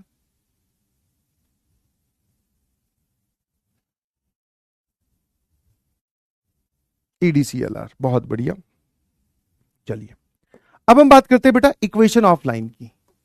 ध्यान रखिएगा कि equation of line is basically, मतलब इक्वेशन क्या है सर वही तो आप सिखा रहे हो मेरे ख्याल से। नहीं मतलब मैं अगर आपको थोड़ा बोलते ना, इस पे अगर थोड़ा ज्ञान देने की बात करूं कि व्हाट इज इक्वेशन, तो इक्वेशन कुछ नहीं सर, एक ऐसा कंस्ट्रेंट होता है जिसको उसके ऊपर लाई करने वाले पॉइंट्स ही सेटिस्फाई करते हैं। समझ में आया? जैसे मान लो आपने एक लाइन की इक्वेशन ये लिखी कि x + y = 3, इस लाइन को प्लॉट करोगे तो ये लाइन ऐसी आएगी। किसी के दिमाग में ये डाउट तो नहीं है सर आप लाइन कैसे प्लॉट कर देते हो? तो लाइन प्लॉट करने के लिए 2 पॉइंट बहुत होते हैं। एक बार x की वैल्यू 0 डालो तो y 3 आ गया, एक बार y की वैल्यू 0 डालो तो x 3 आ गया। सर यहां से पॉइंट बना 3,0 और यहां से पॉइंट बना 0,3, इन दोनों पॉइंट्स को लोकेट करो, लाइन खींच दो। अब सर आपने किसी लाइन की इक्वेशन को ये बोला दैट इज x + y = 3। अब इसके ऊपर जितने भी पॉइंट्स हैं सिर्फ वही इसको सेटिस्फाई करेंगे। यहां से कोई पॉइंट अगर आप ले लेते हो, मान लेते हो 1,7 लेट्स से, या 7,1, तो 7,1 इस लाइन को सेटिस्फाई नहीं कर रहा, तो सर ये इस लाइन के ऊपर भी नहीं है ऑब्वियसली। हाँ, इसको कौन सेटिस्फाई कर रहा है? जैसे आप बोल सकते हो सर इसको 2,1 सेटिस्फाई कर रहा है कि x की वैल्यू 2 और y की वैल्यू 1, दैट इज सेटिस्फाइंग। बहुत सारे पॉइंट, इनफाइनाइट पॉइंट सेटिस्फाई कर रहे हैं। तो इक्वेशन का मतलब क्या है कि किसी x और y में एक ऐसा कंस्ट्रेंट लिख देना, एक ऐसी इक्वेशन लिख देना जिसको उसके ऊपर लाई करने वाले पॉइंट्स ही सेटिस्फाई करेंगे। ठीक है, अब बात आती है कि सर हमें अगर किसी लाइन की इक्वेशन चाहिए तो हमेशा ध्यान रखना, किसी लाइन की इक्वेशन निकालने के लिए आप अपने दिमाग में सिर्फ 2 चीजें सोचेंगे। एक उसके ऊपर एक point, any point on it, ये सिर्फ समझने वाली बातें हैं, लिखनी नहीं है, और दूसरा उसका स्लोप। ठीक है, एक उसके ऊपर आपको कोई पॉइंट मिल जाए और दूसरा उसका स्लोप मिल जाए तो उसकी इक्वेशन फिक्स हो जाती है। ठीक है ना? अब जैसे कि हमारे पास में जो पहले वाला टास्क है वो क्या है, जिसको हम बोल रहे हैं कि point slope form. Point slope form मतलब क्या है? ये नाम देखकर घबराना मत, 6-7 फॉर्म है, कुछ नहीं है। मतलब जो इंफॉर्मेशन दे रखी है उसके वहीं पर रहते हुए हम क्या कर रहे हैं, लाइन की इक्वेशन निकाल रहे हैं। अब उसने क्या बोला, the equation of the line passing through Px1 y1 and having slope m। एक रफ सा डायग्राम बना लेते हैं कि सर एक लाइन ऐसी है जिसका स्लोप m है और वो पॉइंट Px1 y1 से पास करती है। अब हमें इस लाइन की इक्वेशन चाहिए, हमें ये 2 चीजें फिक्स करके दे दी उसने। तो अगर इस लाइन की इक्वेशन चाहिए तो आप इसके ऊपर कोई भी एक जनरल पॉइंट मान लो। ठीक है, मान लेते हैं सर इसके ऊपर कोई एक जनरल पॉइंट है जिसके कोऑर्डिनेट है एक्स वाई, और मुझे इस एक्स और वाई में एक कंस्ट्रेंट लिखना है, वही इक्वेशन कहलाएगी।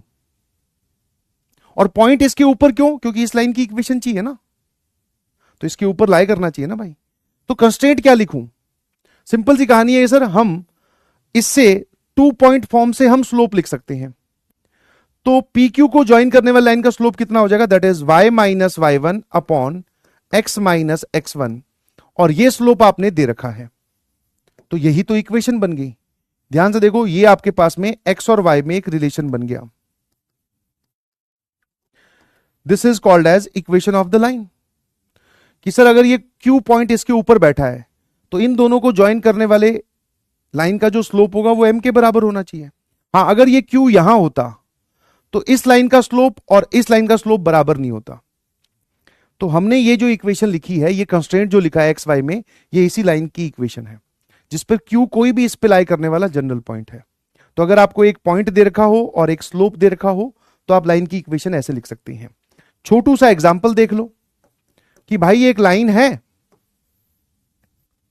और जो कि इस तरफ से 135 डिग्री एंगल बनाती है और वो पास करती है किससे, -3,7 से। तो मुझे इस लाइन की इक्वेशन चाहिए। अब उसी ने एंगल दे दिया मतलब सर स्लोप दे दिया। तो tan ऑफ 135 डिग्री सर वो होता है -1 और -1 ही इसका स्लोप है। तो इस लाइन की इक्वेशन क्या होगी, ये x1 का रोल प्ले कर रहा है, ये y1 का, तो y माइनस y1 बराबर slope that is -1 multiplied by x minus x1।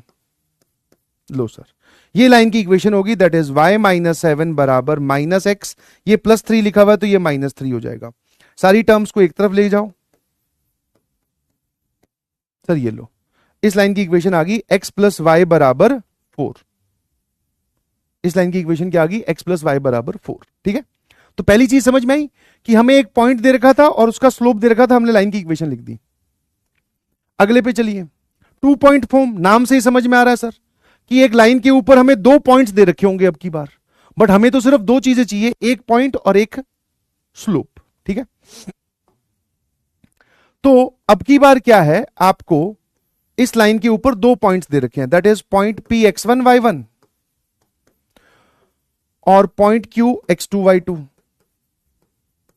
तो कितने लोगों को साफ साफ क्लियरली ये चीज दिखाई दे रही है कि सर इसको हम पिछले वाली इक्वेशन में कन्वर्ट कर सकते हैं कि हमें तो लाइन के ऊपर एक पॉइंट चाहिए, आपने 2 दे रखे हैं और साथ में एक स्लोप चाहिए होता है। तो अब की बार स्लोप कितना हो गया सर, स्लोप हो जाएगा that is y1 minus y2 upon x1 minus x2।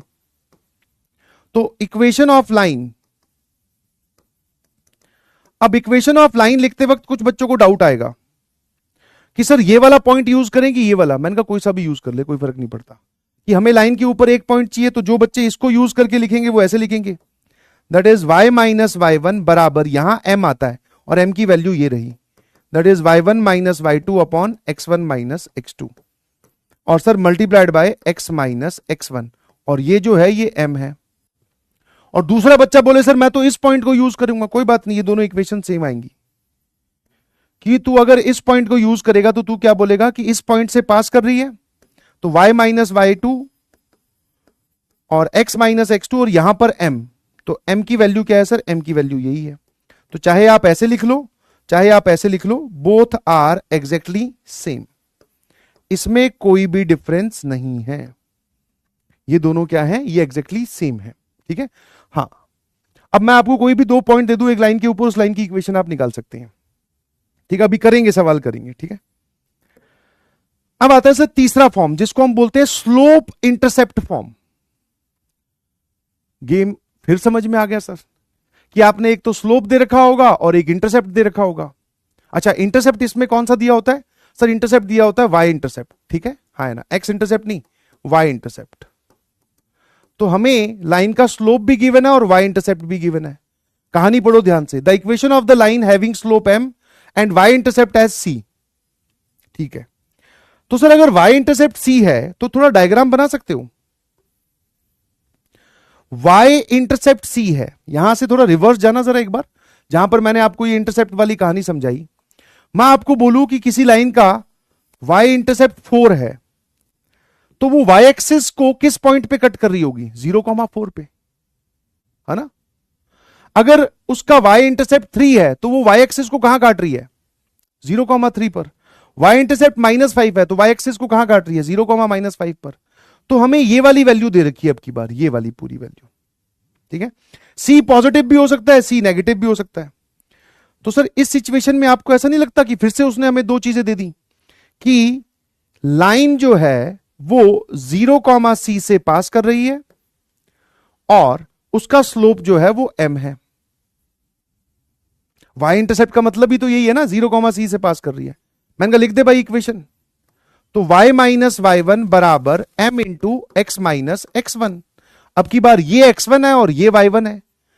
हमने इसका इक्वेशन भी कैसे लिखी, इस पहले वाली चीज को यूज करके, पॉइंट स्लोप फॉर्म, कि एक पॉइंट दे रखा हो और उसका स्लोप दे रखा हो तो हम लिख देंगे सर ये रही इक्वेशन।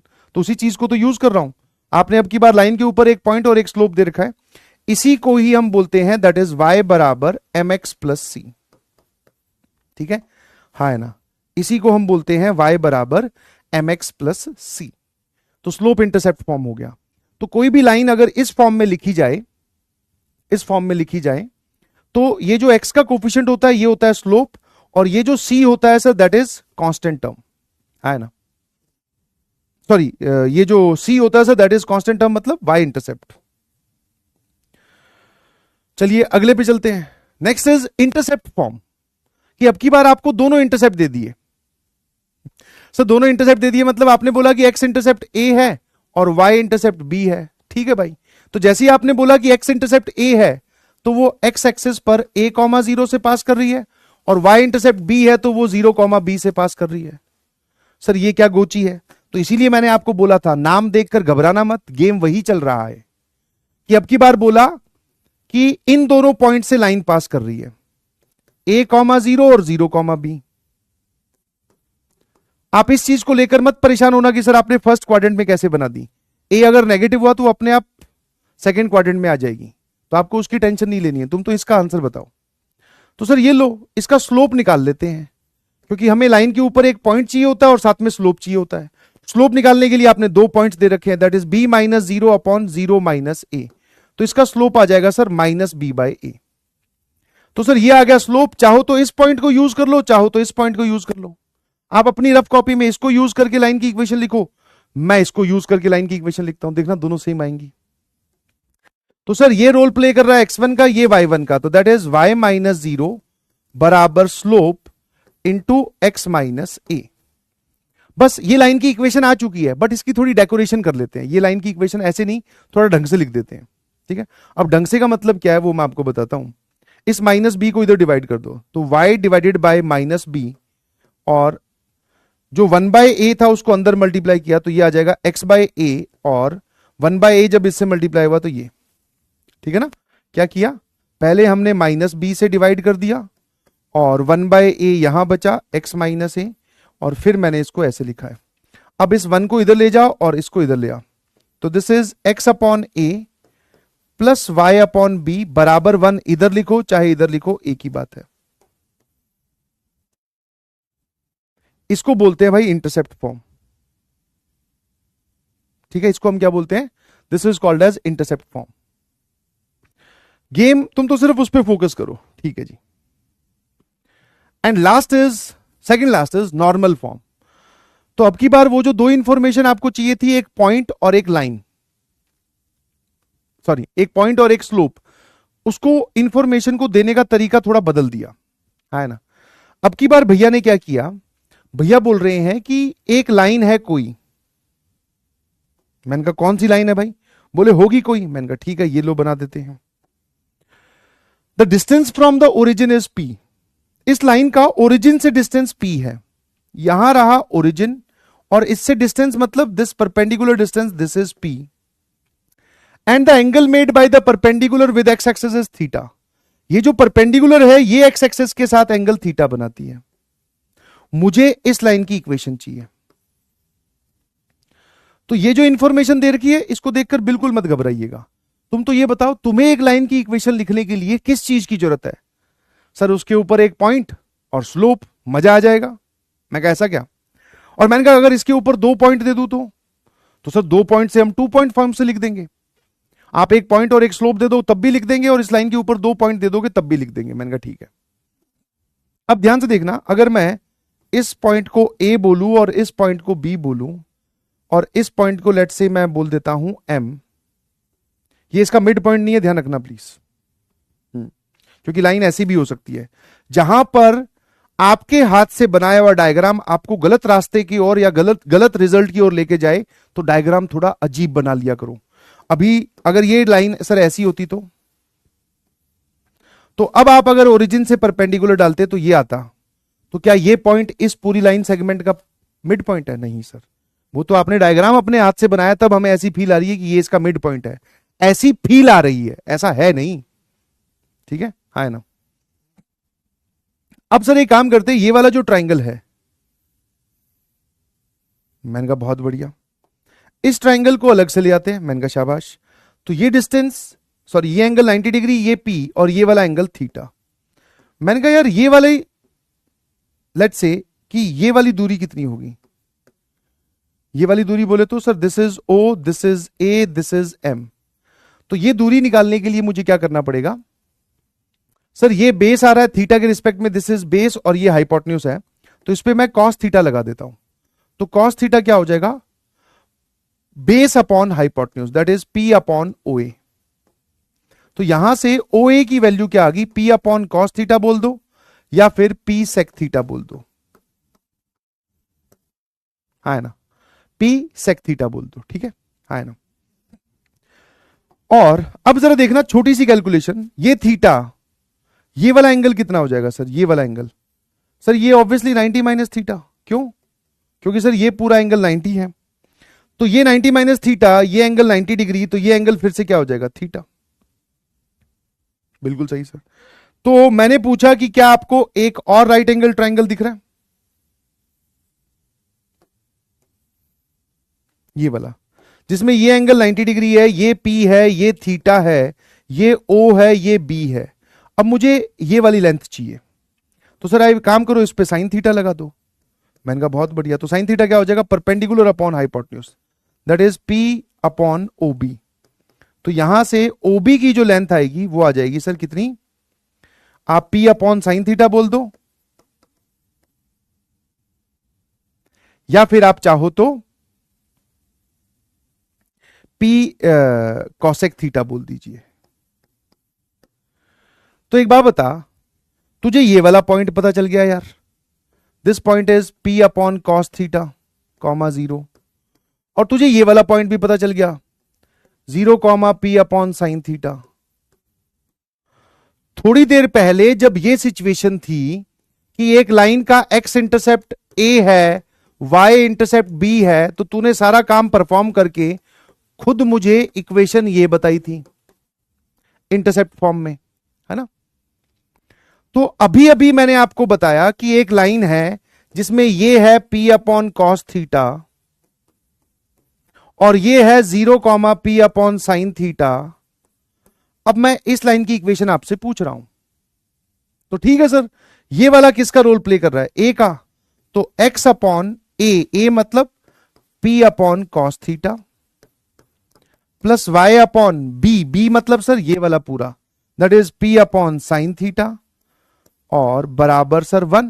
थोड़ा सिंप्लीफाई कर लो, डिनोमिनेटर का डिनोमिनेटर न्यूमरेटर में, that is x cos theta plus y sine theta, और दोनों के डिनोमिनेटर में बचेगा पी, जिसको हम लेफ्ट में ले गए, सॉरी राइट में ले गए। तो इक्वेशन सर ये आई है। तो चलिए, तो क्या मैं इस लाइन की डायरेक्टली इक्वेशन लिख दूं? This is x into cos theta plus y into sine theta बराबर पी। ठीक है, इसमें ध्यान रखने वाली बात यह है दोस्तों, पी जो है वो क्या है, आपको ओरिजिन से डिस्टेंस दे रखा है, और डिस्टेंस कभी भी नेगेटिव नहीं होता, तो यहां पर पॉजिटिव होना चाहिए बस।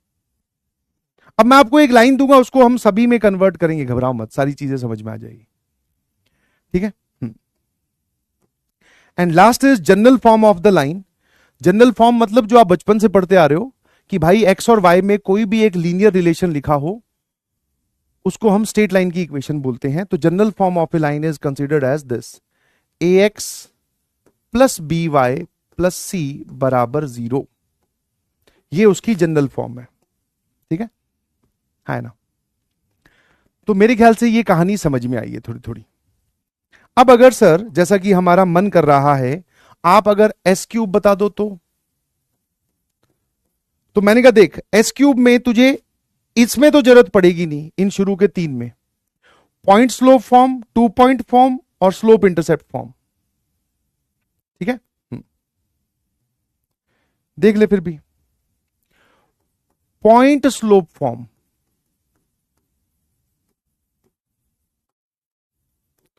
फिर 2 पॉइंट फॉर्म, फिर slope intercept form,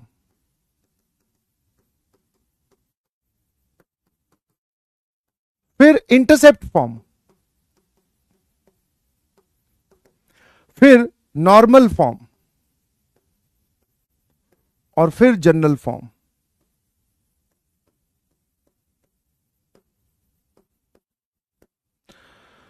point slope form मतलब सर कि हमें लाइन के ऊपर एक पॉइंट और उसका स्लोप गिवन होगा। सर लाइन की इक्वेशन होती है y माइनस वाई वन बराबर m into x minus x one. ठीक है सर। 2 पॉइंट फॉर्म का मतलब सर हमें उस लाइन के ऊपर 2 पॉइंट्स दे रखे होंगे।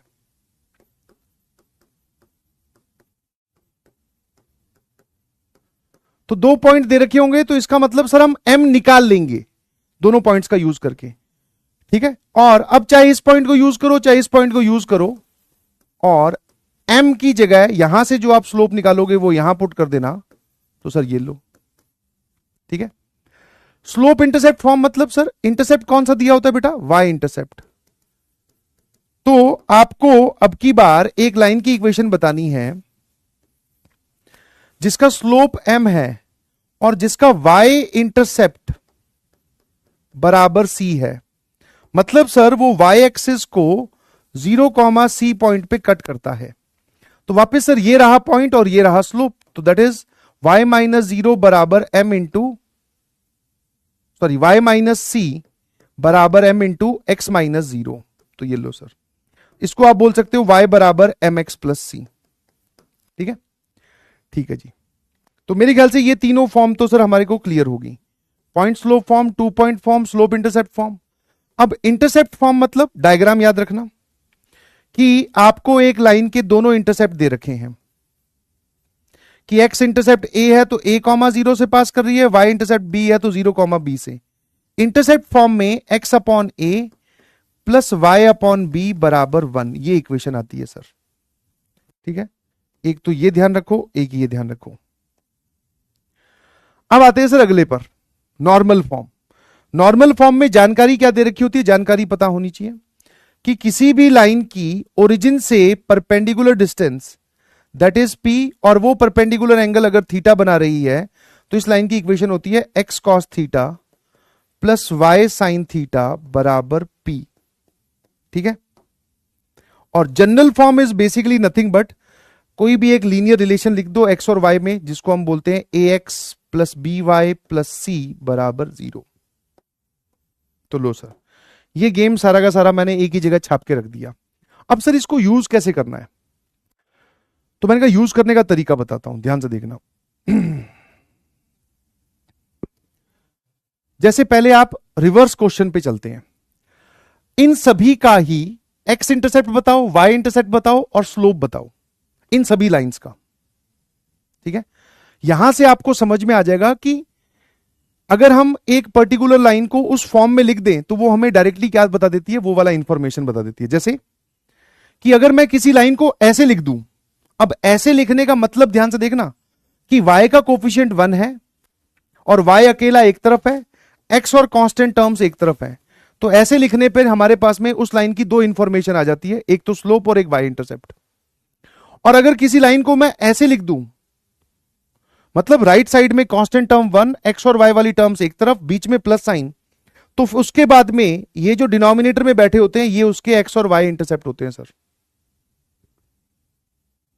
और फिर मैं किसी लाइन को अगर ऐसे लिख दूं इस फॉर्म में, तो सर यहां से थीटा और p हमें इस जानकारी के बारे में बताएगा। जैसे फॉर एग्जांपल पहले वाला सवाल है, मैंने आपको इसका मतलब स्लोप भी चाहिए, मुझे x इंटरसेप्ट भी चाहिए, y इंटरसेप्ट भी चाहिए।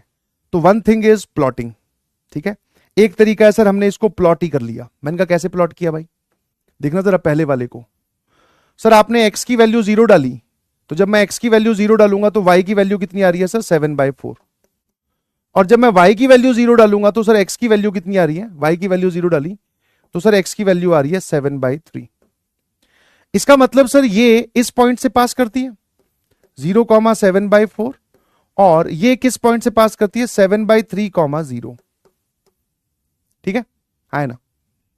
तो अभी मैं प्लॉटिंग की बात कर रहा हूं कि पिलॉटिंग चल रही है सर, तो ये लाइन ऐसे पास करेगी, दिस इज 7/3 और दिस इज 7/4। तो सर ये जो लिखा हुआ है ना, ये इसका y इंटरसेप्ट है प्लस साइन के साथ, और सर ये प्लस साइन के साथ ये इसका x इंटरसेप्ट है। और रही बात स्लोप की, तो सर ये लो स्लोप हम इन दोनों को घटाकर, दैट इज 7/4 माइनस 0/0 माइनस 7/3। तो सर ये कितना आ जाएगा 7/4 और यहां माइनस 7/3। तो सर ये आ रहा है स्लोप -3/4। तो अब मैंने क्या किया, ये वाले में मेथड में मैंने दोनों पॉइंट निकाले, स्लोप निकाला, इंटरसेप्ट भी बता दिया, ये वाई इंटरसेप्ट, ये एक्स इंटरसेप्ट, ये रहा स्लोप। फिर एक बच्चे ने बोला कि सर इतना लोड लेने की जरूरत कहां थी, अगर आप इसी लाइन को ऐसे कन्वर्ट कर लो। मैंने कहा कैसे, बोले सर y बराबर mx प्लस सी में, तो आपके पास में दो जानकारी आ जाएगी, स्लोप और y इंटरसेप्ट। मैंने कहा कर भाई कन्वर्ट। अब इसका मतलब क्या है कि बाकी सारी टर्म्स एक तरफ लेके जाओ, तो इसको जब मैं ऐसे लिखूंगा तो 4y इधर, तो -3x इधर और 7 इधर। अब 4 से डिवाइड कर दे, क्योंकि इस फॉर्म में y का कोफिशिएंट 1 होता है, तो y का कोफिशिएंट 1 बनाया, तो दैट इज -3/4x प्लस 7/4। तो ध्यान से देखिए, ये इस लाइन का स्लोप है जो कि आपने ऐसे निकाला, और सर ये इस लाइन का y इंटरसेप्ट है। ठीक है, हाँ है ना। तो ऐसे भी कर सकते थे, प्लॉटिंग कहां जरूरी है। फिर एक बच्चे ने बोला सर दोनों इंटरसेप्ट चाहिए, तो इसको इंटरसेप्ट फॉर्म में लिख दे। मैंने कहा यार इंटरसेप्ट फॉर्म में कैसे लिखे, बोले सर इंटरसेप्ट फॉर्म ऐसी होती है। तो उस लाइन को आप ऐसे लिख सकते हो, मैं लिख के दिखाता हूं, देखो। तो 3x प्लस 4y बराबर 7। अब सर इस तरफ मुझे 1 बनाना है, 7 से डिवाइड कर दो, तो सर ये आ जाएगा 3/7x प्लस 4y/7 बराबर 1। ऊपर x और y का कोफिशिएंट 1 है, जो भी लिखना है डिनोमिनेटर में लिखो। तो ये लिखा हुआ है sir x divided by 7/3, y divided bye 7/4 और बराबर 1 और बीच में प्लस साइन। अब ये जो लिखा हुआ है ये x इंटरसेप्ट है, ये जो लिखा हुआ है ये y इंटरसेप्ट है, यहां पे 1 बनाने के बाद। समझ में आ रहा है। तो हर फॉर्म जो है वो हमें एक अलग तरीके से जानकारी दे रही है। तो ये लो सर। अब जैसे इसमें स्लोप निकालना है, तो मैं तो भैया y बराबर mx प्लस सी फॉर्मेट में कन्वर्ट कर रहा हूं। तो y अकेला एक तरफ, कोफिशिएंट 1 बनाना है, मैंने 2 से डिवाइड किया, तो ये आ जाएगा 5/2 और यहां आ जाएगा -3। इसी लाइन को ऐसे लिख दिया, दैट इज y बराबर -3x, that is -3x plus 5/2। तो ये जो है ये इस लाइन का स्लोप है, और इसका y इंटरसेप्ट आप बोल सकते हो प्लस 5/2 है। सर अगर x इंटरसेप्ट निकालना है तो कोई बात नहीं सर, एक काम करो y की वैल्यू 0 पुट कर दो, है ना। तो जैसे ही मैं इसमें y की वैल्यू 0 पुट करूंगा तो x की वैल्यू कितनी आ जाएगी, सर ये इधर गया तो x की वैल्यू आ जाएगी प्लस 5/6। तो यही इसका x इंटरसेप्ट है। ठीक है, slope y intercept x intercept, खेल खत्म। ये वाला लाइन देख लो, 3 ये क्या है भाई, x/3 माइनस y/4 बराबर 5। तो पहले तो एक काम करते हैं, दोनों इंटरसेप्ट निकाल लेते हैं। तो मैंने क्या किया, 5 से डिवाइड किया, यहां 1 बनाना है, तो this is x/15 minus y/20 बराबर 1। एक बच्चे ने ऐसा बना लिया और जल्दबाजी में जवाब दे दिया कि सर ये इसका x इंटरसेप्ट है, ये y इंटरसेप्ट है। गलत है भाई, बीच में प्लस साइन भी होना चाहिए। तो this is x/15 plus sign y/-20 बराबर 1। इस तरफ +1, बीच में प्लस साइन। इसके बाद में जो आपको दिख रहा है, this is x intercept and this is y intercept. फिर एक बच्चे ने बोला सर इतना लोड क्यों लेना x की वैल्यू 0 पुट करो, y की जो वैल्यू आएगी वो y इंटरसेप्ट है, y की वैल्यू 0 पुट करो, जो x की वैल्यू आएगी वो x इंटरसेप्ट है। मैंने कहा वो भी ठीक है। मैंने कहा स्लोप कितना है इसका ये बताओ। तो सर स्लोप में हम एक काम करते हैं, x/3 5 को लेफ्ट में, y/4 4 से मैंने मल्टीप्लाई कर दिया, तो दिस इज 4/3x माइनस 20 बराबर y। तो y बराबर mx प्लस सी। सर ये जो है दिस इज m और ये इसका y इंटरसेप्ट है। तो बेसिकली स्लोप मुझे दिख गया, इस लाइन का स्लोप 4/3 है। ठीक है, बाकी मेरे ख्याल से आप खुद, अच्छा ये भी देख लो, 3x + 5y = 0 है भाई, इसको कैसे करोगे? ये सब बहुत ही बेसिक बातें चल रही है ना। अब सर इसमें इंटरसेप्ट कैसे निकालें? तो मैंने कहा वो जो इंटरसेप्ट फॉर्म आपने पढ़ी x/a y/b, उसमें a और b नॉन जीरो होने चाहिए, डिनोमिनेटर में लिखे हुए हैं। तो इसका मतलब ये नहीं है कि हम उसको इस फॉर्म में लिख नहीं सकते, तो इसका इंटरसेप्ट ही नहीं है। लिख सकते हैं भाई, देख देख, मतलब सॉरी, इसके इंटरसेप्ट निकाल सकते हैं। तो पहले तो इसको y = mx + c फॉर्मेट में कन्वर्ट कर। तो -3x, यहां था 5y, 5 से डिवाइड कर दे, +0। सर ये इसका स्लोप है और ये इसका y इंटरसेप्ट है। ठीक है भाई, तो इसका स्लोप है -3/5। y का कोफिशिएंट 1 होना चाहिए एक साइड में रखते हुए। अब सर एक काम करो ना, y की वैल्यू 0 पुट कर दो। y की वैल्यू 0 पुट कर रहे हो तो x क्या आ रहा है? 0। तो ये ओरिजिन से पास कर रही है, तो ओरिजिन से पास कर रही है, तो सर इसका x इंटरसेप्ट भी 0 है, y इंटरसेप्ट भी 0 है ना। बताइए भाई, ये इतना आपको क्लियर था पहले से, या फिर कुछ थोड़ी क्लैरिफिकेशन आई है कि स्लोप इंटरसेप्ट कैसे निकालते हैं? है ना। और ये लिखने वाली बातें नहीं है, एक बार देखा समझ में आ गया सर इसको। ये कोई सवाल नहीं है जो आपसे जेईई में पूछे जाएंगे, ये वो चीजें हैं जो हम सवाल में यूज करेंगे जाकर। ठीक है, अब तक अगर आप ध्यान से देखोगे तो किसी भी फॉर्म को मैंने नॉर्मल फॉर्म में कन्वर्ट नहीं किया, किसी भी फॉर्म को मैंने नॉर्मल फॉर्म में कन्वर्ट नहीं किया।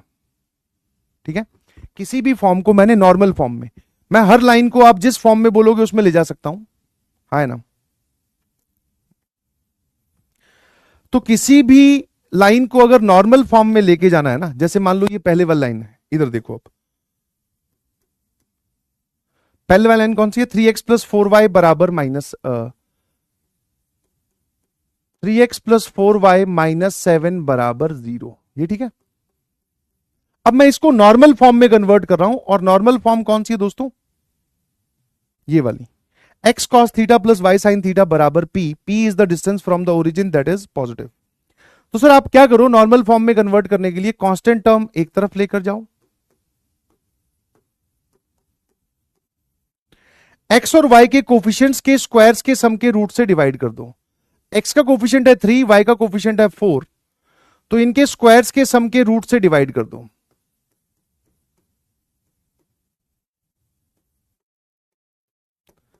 सर ये वैल्यू आ रही है 5, तो हम क्या करेंगे, 5 से डिवाइड कर देंगे। तो दिस इज 3/5x + 4/5y, और बराबर इस तरफ आ जाएगा 7/5। ठीक है, क्या ये बात क्लियर है? इसके बाद में ये जो लिखा होगा सर, दिस इज cos θ, ये जो लिखा होगा सर, दिस इज sin θ। बस यहां पर आंसर करने से पहले ये देख लेना यार, ये पॉजिटिव होना चाहिए। दिस इज p, p मतलब कि ओरिजिन से डिस्टेंस। अगर मान लो ये नेगेटिव होता तो यहां वाला माइनस साइन मुझे यहां शिफ्ट करना पड़ता, क्योंकि cos θ sin θ की वैल्यू नेगेटिव हो सकती है। ओरिजिन से डिस्टेंस की ओरिजिन से जो डिस्टेंस होता है परपेंडिकुलर, वो नेगेटिव नहीं होना चाहिए, पहली चीज तो ये। अब आते दूसरी चीज पे, सर आपने ये क्यों डिवाइड किया?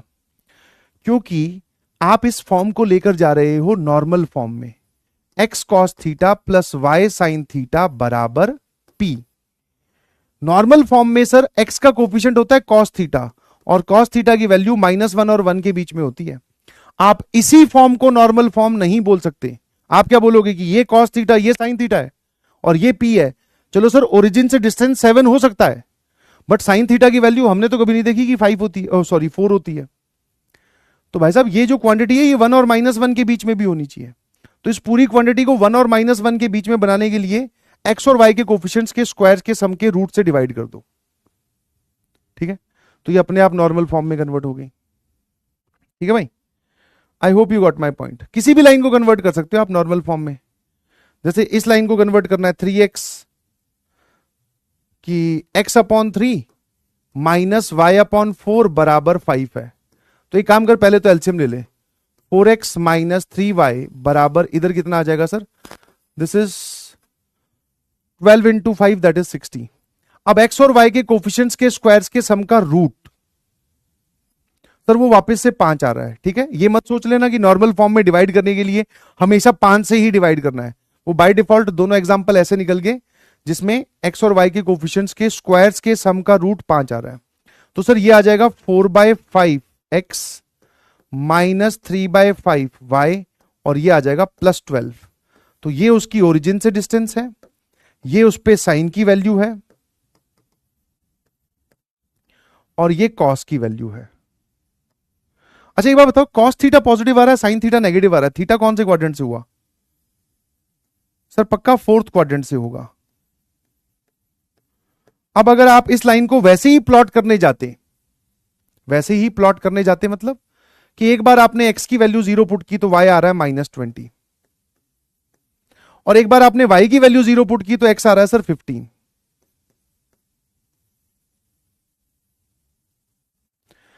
अब सर यहां से जो हमें जानकारी मिलती है वो जानकारी ध्यान से आपको वापस डालनी आनी चाहिए। दैट इज ओरिजिन से डिस्टेंस इस लाइन का, ये डिस्टेंस होगा 12, और ये परपेंडिकुलर जितना एंगल एक्स एक्सिस के साथ बना रही है वो एंगल 4th क्वाड्रेंट में लाई करता है। This is the theta.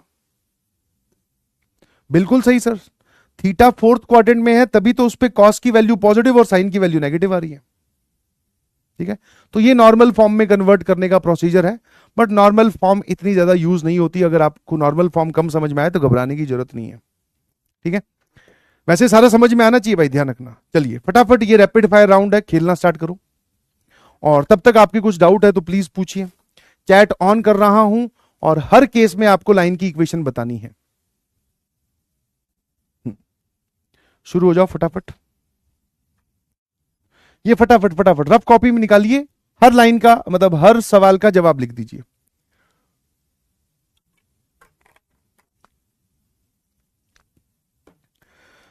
(53, 37) ये सब एंगल फिजिक्स में इस्तेमाल करें बेटा।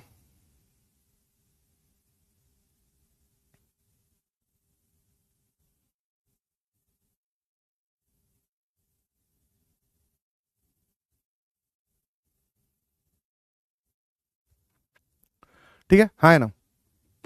कुछ डाउट है तो बताइएगा प्लीज, मैं पूछ रहा हूं। मैंने ये दिख दिया सारा का सारा। सर मगर हमें किस फॉर्म में बनाना है क्वेश्चन में कैसे पता चलेगा?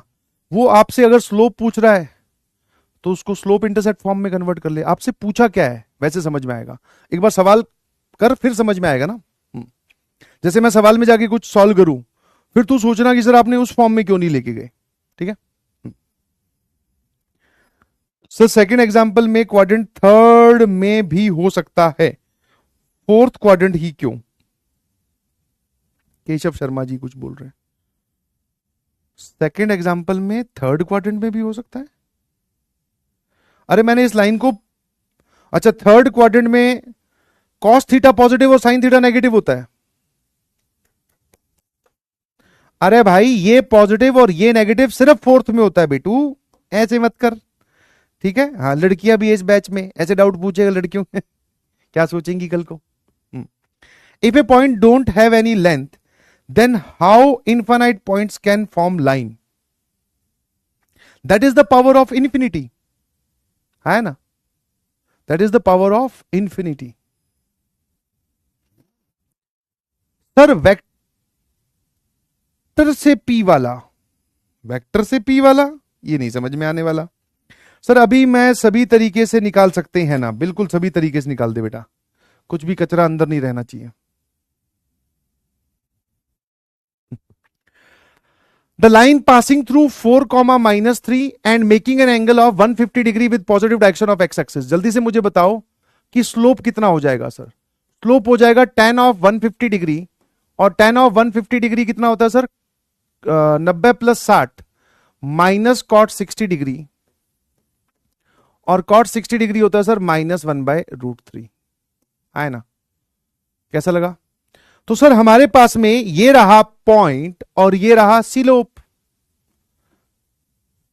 तो कितने लोग मुझे इस वाले का आंसर बता सकते हैं, पहले वाले का? तो सर ये y कोऑर्डिनेट है, that is y - y1, slope that is -1/√3 into x - x1। Clear है भाई? बिल्कुल सही। द मीडियन ड्रॉन, अब जरा देखना, तुम्हें लाइन की इक्वेशन और ये सब निकालना आ गया। अब वो थोड़ा थोड़ा ज्योमेट्रिकल फिगर्स को यूज करेगा। क्या बोल रहा है? The median drawn from the vertex be in this triangle. ठीक है भाई, 1 2 3 -5।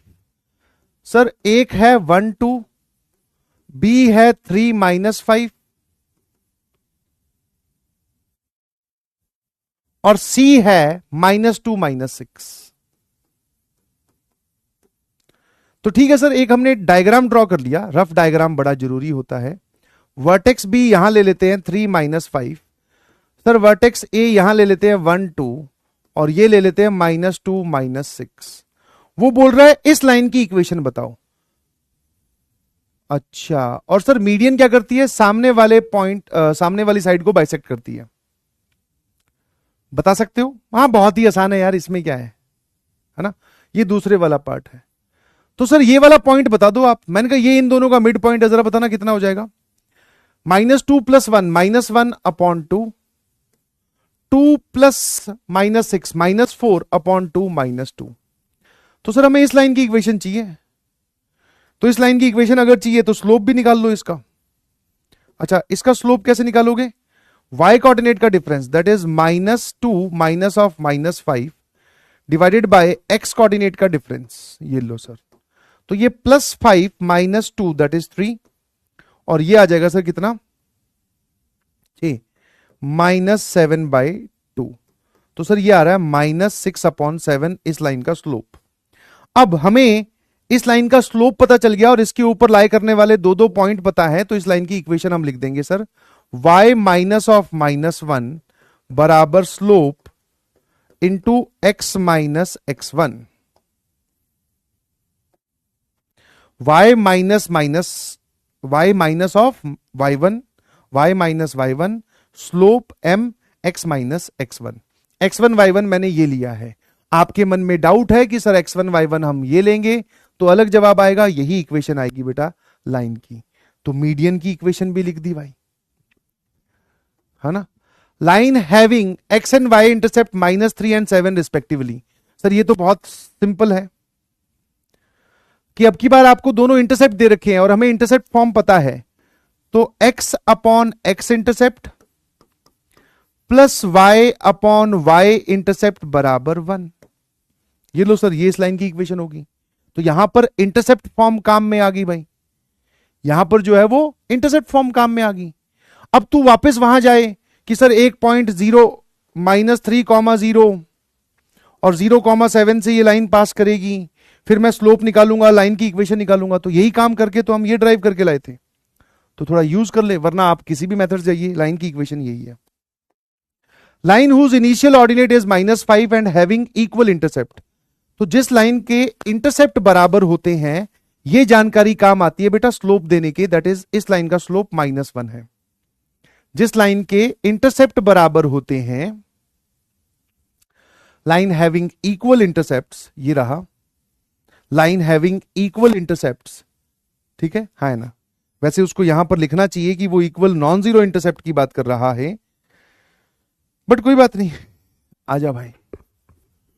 और उसका इनिशियल ऑर्डिनेट -5 है, तो इक्वल इंटरसेप्ट और एक इंटरसेप्ट दे रखा है, तो ऑब्वियसली सर नॉन जीरो ही होगा। इनिशियल ऑर्डिनेट मतलब ये y इंटरसेप्ट हो गया।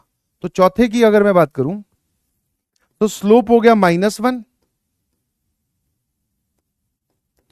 और इनिशियल ऑर्डिनेट मतलब y इंटरसेप्ट। तो y इंटरसेप्ट अगर -5 है तो वो पॉइंट कौन सा हो जाएगा जहां पर वो y एक्सिस को काटेगा, दैट इज 0,-5। ये रहा स्लोप, ये रहा पॉइंट। तो y माइनस ऑफ -y1 मतलब y माइनस ऑफ -5, स्लोप ये रहा x माइनस x1। ये सर लाइन की इक्वेशन होगी चौथे केस में। ही पासिंग थ्रू,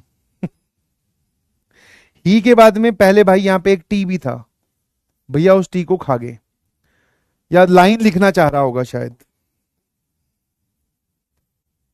जल्दी से बता दो यार इसका। एक line that is passing through 3,4 equally inclined with coordinate axis. अब जो line equally inclined with coordinate axis होती है उसके स्लोप दो होते हैं, या तो +1 या -1। तो इस केस में दो लाइंस आएंगी, ठीक है। तो सर ये y1 का रोल प्ले कर रहा है, ये x1 का, that is y minus y1 x minus x1। Slope +1 भी ले सकते हो और स्लोप -1 भी ले सकते हो। तो बेसिकली सर इसमें दो लाइंस आएंगी, ठीक है। Line passing through 1,2 and x intercept is twice of y intercept. एक कोई लाइन है जो 1,2 से पास करती है और उसका जो x इंटरसेप्ट है मान लेते हैं a, that is 2 times y intercept का दुगना है। y इंटरसेप्ट मान लेते हैं सर दैट इज b, ठीक है।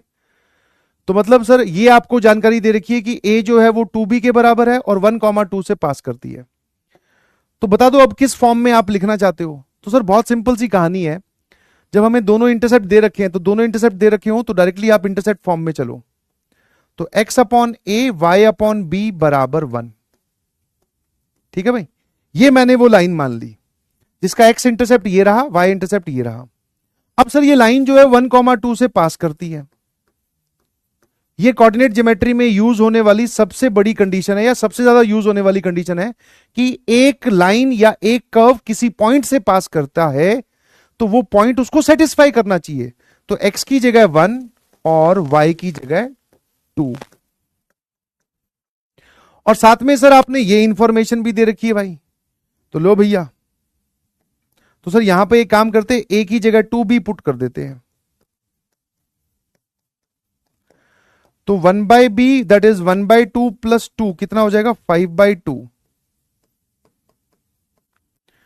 ठीक है ना। तो यहां से b की वैल्यू आ गई सर 5/2। अगर b 5/2 आ गया, मैंने क्या किया साथ में एक तो 1,2 से पास करवा दिया और एक इस रिजल्ट को इसमें यूज कर लिया, तो b आ गया। अगर b ये है तो a कितना आ जाएगा सर दैट इज 5, इसका दुगना। अब ये a और b दोनों इसमें रख दो भाई। x upon 5 plus y divided bye 5/2, तो यहां 5 डिनोमिनेटर में 2 वो यहां चला जाएगा बराबर 1। तो सर लाइन की इक्वेशन आ गई x प्लस 2y बराबर 5, ठीक है। 6 के 6 पार्ट सर हमारे एकदम क्लियर हो चुके हैं। इस लाइन को आपको कन्वर्ट करना है किस किस फॉर्म में, स्लोप इंटरसेप्ट फॉर्म में। बहुत आसान है, जल्दी जल्दी हो जाएगा, जरा देखना। सर पहले तो स्लोप इंटरसेप्ट फॉर्म में कन्वर्ट कर लेते हैं, दैट इज y बराबर m x प्लस सी। तो सर ये कौन सी फॉर्म होगी, ये y बराबर mx प्लस सी वाली फॉर्म होगी। अब इसको इंटरसेप्ट फॉर्म में कन्वर्ट कर लो, तो सर जिसमें आप क्या करोगे, सारी टर्म्स एक तरफ और ये 7 इस तरफ, ठीक है। अब यहां पर 1 बनाना होता है, तो 1 बनाने के लिए -7 से डिवाइड कर दिया, तो 12 upon -7 into x minus 5y upon -7 बराबर 1। इस लाइन को ध्यान से देखोगे तो ये क्या लिखा हुआ है, x upon -7/12 plus y upon 7/5 बराबर 1। सर ये इसकी इंटरसेप्ट फॉर्म होगी, ये स्लोप इंटरसेप्ट फॉर्म होगी, ठीक है। जब आप इंटरसेप्ट फॉर्म में कन्वर्ट कर लेते हो तो ये x इंटरसेप्ट, ये y इंटरसेप्ट, ठीक है ना। तो तीन ही फॉर्म में कन्वर्ट करना है आपको। अब इसको कन्वर्ट करना है सर नॉर्मल फॉर्म में। अब यहां से हम जा रहे हैं सर नॉर्मल फॉर्म में। नॉर्मल फॉर्म में आपने बताया, ठीक है, दिमाग में ये वाली चीज रखा करो कि नॉर्मल फॉर्म ऐसी होती है, x cos theta plus y sin theta बराबर p, ठीक है। तो सर एक तरफ कांस्टेंट रहेगा वो भी पॉजिटिव, और यहां पे साइन थीटा कॉस थीटा रहेंगे। तो मैंने आपको बोला था कांस्टेंट है, ठीक है, एक तरफ, बट ये पॉजिटिव होना चाहिए, तो ये नेगेटिव साइन इधर भेजो पहले। तो सर हमने माइनस साइन से मल्टीप्लाई किया तो ये आ गया -12x प्लस 5y बराबर 7। बट सर x और y के जो कोफिशिएंट्स हैं वो साइन थीटा कॉस थीटा को रिप्रेजेंट करने चाहिए, तो मतलब उनकी वैल्यू 1 से छोटी होनी चाहिए। तो इस पूरे को आप डिवाइड कर दो x और y के कोफिशिएंट्स के स्क्वायर्स के सम के रूट से।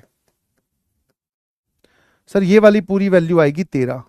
तो this is -12 upon 13x plus 5 upon 13y और बराबर सर यहां कितना आ जाएगा, दिस इज 7 अपॉन 13, ठीक है।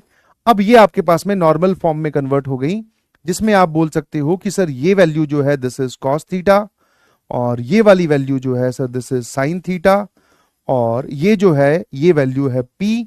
पी मतलब उस लाइन की ओरिजिन से डिस्टेंस। तो इन्हीं 3 फॉर्म में आपको कन्वर्ट करना था, बस कर दिया सर हमने। जो जो वैल्यू उसने पूछी है सारी हमने बता भी दी।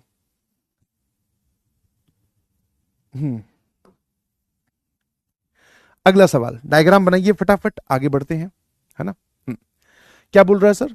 The line passing through this and this is rotated about 1,0 by an angle of 15 degree in anti-clockwise direction, then find the equation in new position। आराम से डायग्राम बनाना है, ठीक है सर। चलिए, तो सर ऐसा कुछ है कि एक लाइन पास करती है। अच्छा, 1,0 कहां होता है बेटा? एक्स एक्सिस पर। फिर 2,1 तो सर यहां कहीं होगा। तो ये एक लाइन थी जो कि इन दोनों पॉइंट से पास कर रही थी। हमने क्या किया, इस लाइन को घुमा दिया एंटी क्लॉकवाइज डायरेक्शन में। और किस पॉइंट के अबाउट घुमाया सर? उसने खुद लिखकर बताया है, हमने इसको इस पॉइंट के अबाउट घुमाया, ठीक है। और कितने एंगल से घुमा दिया? 15 डिग्री से।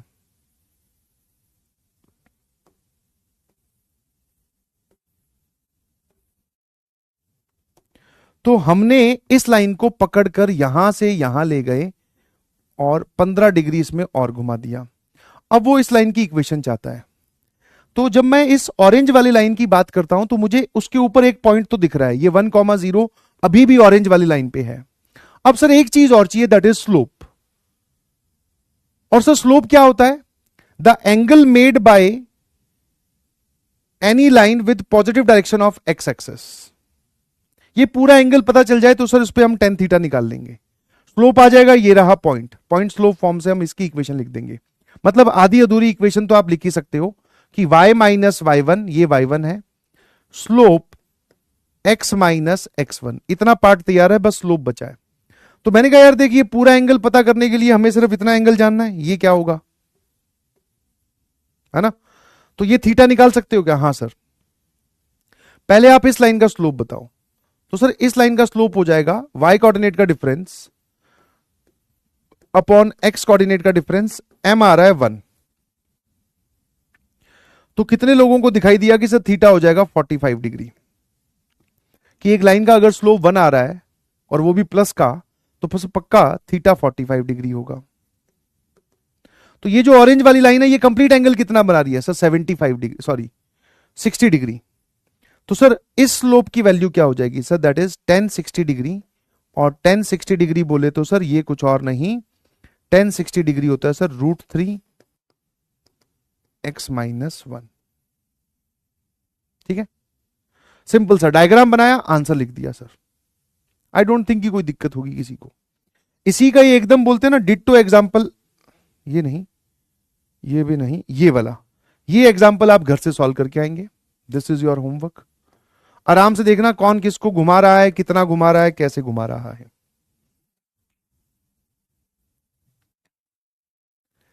आ जाइए, जैसे मैंने आपसे इस डायग्राम में, इस सवाल में क्या पूछा था? मीडियन की इक्वेशन पूछी थी। तो क्या आपके दिमाग में यह नहीं आया कि सर एंगल बाइसेक्टर की इक्वेशन, सर ऑल्टीट्यूड की इक्वेशन, सर परपेंडिकुलर बाइसेक्टर की इक्वेशन? आप एक ट्राइंगल की अगर तीनों वर्टिसेस पता हो तो आप ये चारों लाइंस की इक्वेशन निकाल सकते हो किसी भी वर्टेक्स से। मीडियन पूछोगे हम मीडियन बता देंगे, आप एंगल बाइसेक्टर पूछोगे हम एंगल बाइसेक्टर भी बता देंगे। एंगल बाइसेक्टर कैसे लिखते हैं वो मैं भी आपको बताऊंगा। जितनी भी चीजें उसमें यूज होंगी सारी आपको पता है। फिर परपेंडिकुलर बाइसेक्टर और ऑल्टीट्यूड कैसे लिखते हैं, उसमें 2 लाइंस परपेंडिकुलर वाला केस लगता है, वो अगली क्लास में कवर हो जाएगा। एक बार अगर हम किसी भी ट्राइंगल के लिए उसकी मीडियन, सारी मीडियन मतलब तीनों की तीनों मीडियन, तीनों एंगल बाइसेक्टर, तीनों परपेंडिकुलर बाइसेक्टर और तीनों ऑल्टीट्यूड्स अगर लिख लें, अगर हमें आ गया, तो इसका मतलब सर आप हमसे पूछो फिर अब आपको कौन सा सेंटर पूछना है, समझे? क्योंकि जैसे मान लो मैं इस ट्राइंगल का इन सेंटर पूछूं तो आपके पास अब दो रास्ते हैं। तो दो रास्ते क्या है? इन सेंटर पूछ रहे हो, पहले हम लेंथ निकाल लेते हैं और वो a x one plus b y one, sorry a b x two plus c x three upon A plus b plus c. या फिर सर हम इसकी दो एंगल बाइसेक्टर्स की इक्वेशन निकालते हैं और उनका पॉइंट ऑफ इंटरसेक्शन सॉल्व कर लेते हैं, क्योंकि दो एंगल बाइसेक्टर जहां मिलती हैं, कट करती है एक दूसरे को, वो उसका इन सेंटर ही होता है। तो पहले एंगल बाइसेक्टर लिखना सीखते हैं, अगली क्लास में हम ऑल्टीट्यूड और परपेंडिकुलर बाइसेक्टर लिखना सीख जाएंगे।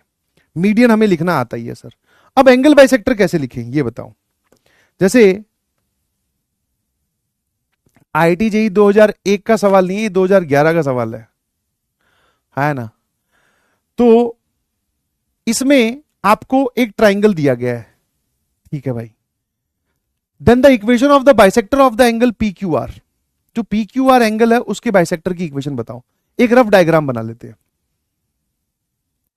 ठीक है ना। और रफ डायग्राम भी थोड़ा फेयर टाइप का, क्योंकि ये दोनों पॉइंट्स एक्स एक्सिस पे लाई कर रहे हैं। तो -1,0, सर क्यू यहां कहीं है, दैट इज 0,0, ये पी है, और आर जो है ना वो थोड़ा इस तरफ आ जाएगा।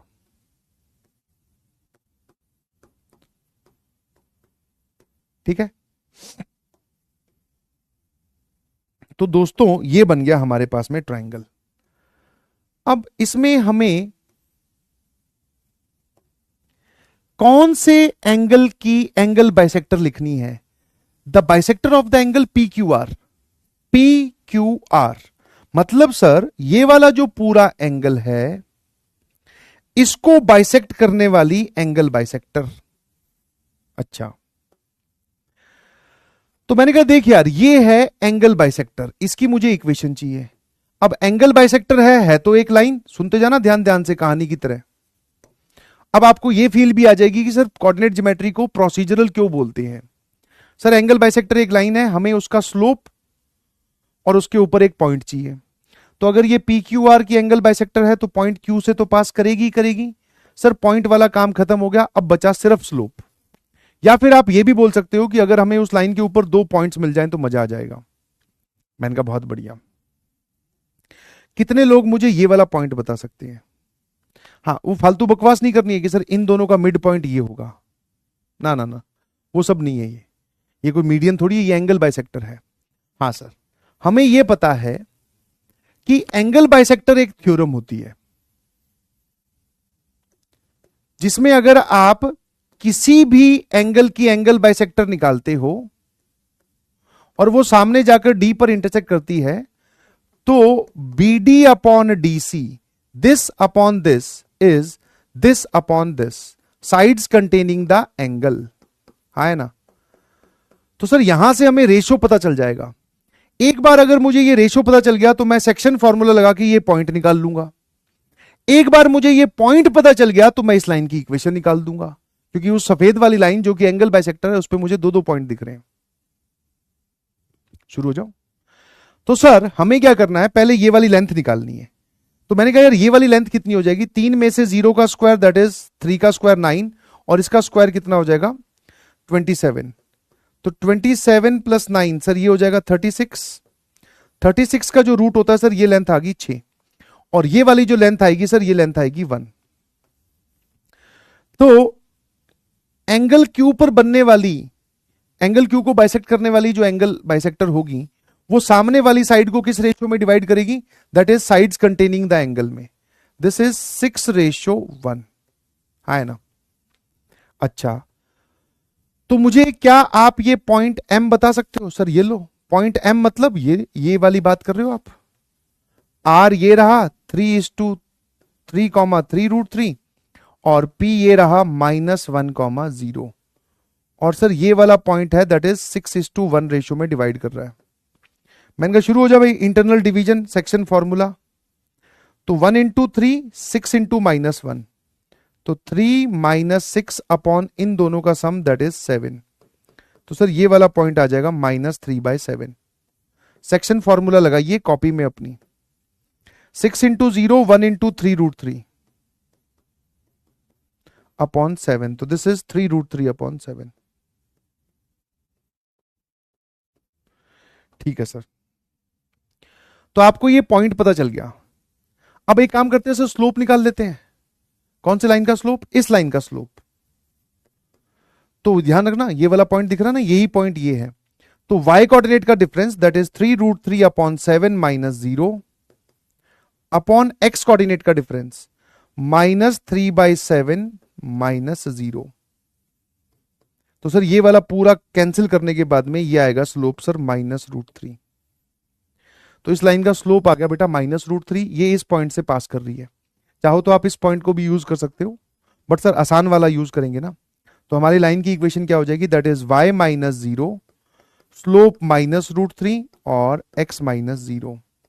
तो सर y प्लस √3x बराबर 0 हो गया, या फिर आप बोल सकते हो कि √3x प्लस y बराबर 0 हो गया। ठीक है, है ना। और ये मैंने पूरा जो आपको काम करके दिखाया, ये पूरा काम वैलिड है किसी भी ट्रायंगल के लिए। कैसा भी अजीब गरीब कुछ भी लिख दो सर। मतलब जैसे इसमें तो कुछ खास बात है, उस पर आता हूं अभी, बिकॉज ऑब्जर्वेशन ऑलवेज वर्क। जैसे मान लो मैं इसमें भी सुनने वाली बात है, प्लीज इसको ध्यान से, और चाहो तो इसको खुद एक ब्लैक बादल बना के लिखिएगा।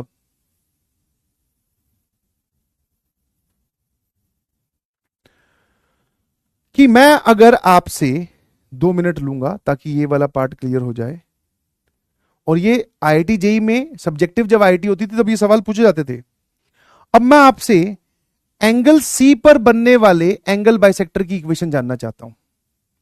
ऐसी बाइसेक्टर जो इस एंगल को बाइसेक्ट करे, मुझे इसकी इक्वेशन चाहिए। क्या करोगे सर? सर पहले हम ये वाली लेंथ निकालेंगे। ये लेंथ कितनी आ जाएगी? 1 माइनस ऑफ -2 दैट इज 3, 3 का स्क्वायर, और 2 माइनस ऑफ -6 ये कितना हो जाएगा? 8, 8 का स्क्वायर। सर ये आ गया 64, और ये कितना आ गया? 9। तो सर मेरे ख्याल से ये हो जाएगा 73, तो ये आ जाएगा सर √73। ठीक है, तो इसकी लेंथ कितनी आ जाएगी? 3 में से 2 गया तो सर -2 है तो 5, 5 का स्क्वायर 25, माइनस इसमें से -6 गया तो +1, इसका रूट आ जाएगा सर दैट इज √26। तो सर ये सामने वाली साइड को भी इसी रेशो में बांटेगी, दैट इज 73 रेशो √26। सर यहां से ये पॉइंट M आ जाएगा। जैसे ही पॉइंट M आया, इन दोनों पर सेक्शन फॉर्मूला इंटरनल वाला लगाकर सर हमारे पास में इस एंगल बाइसेक्टर की इक्वेशन आ जाएगी। ठीक है, अब सर एक एंगल बाइसेक्टर की इक्वेशन आ गई तो दूसरे वाले एंगल बाइसेक्टर की भी तो इक्वेशन आ जाएगी।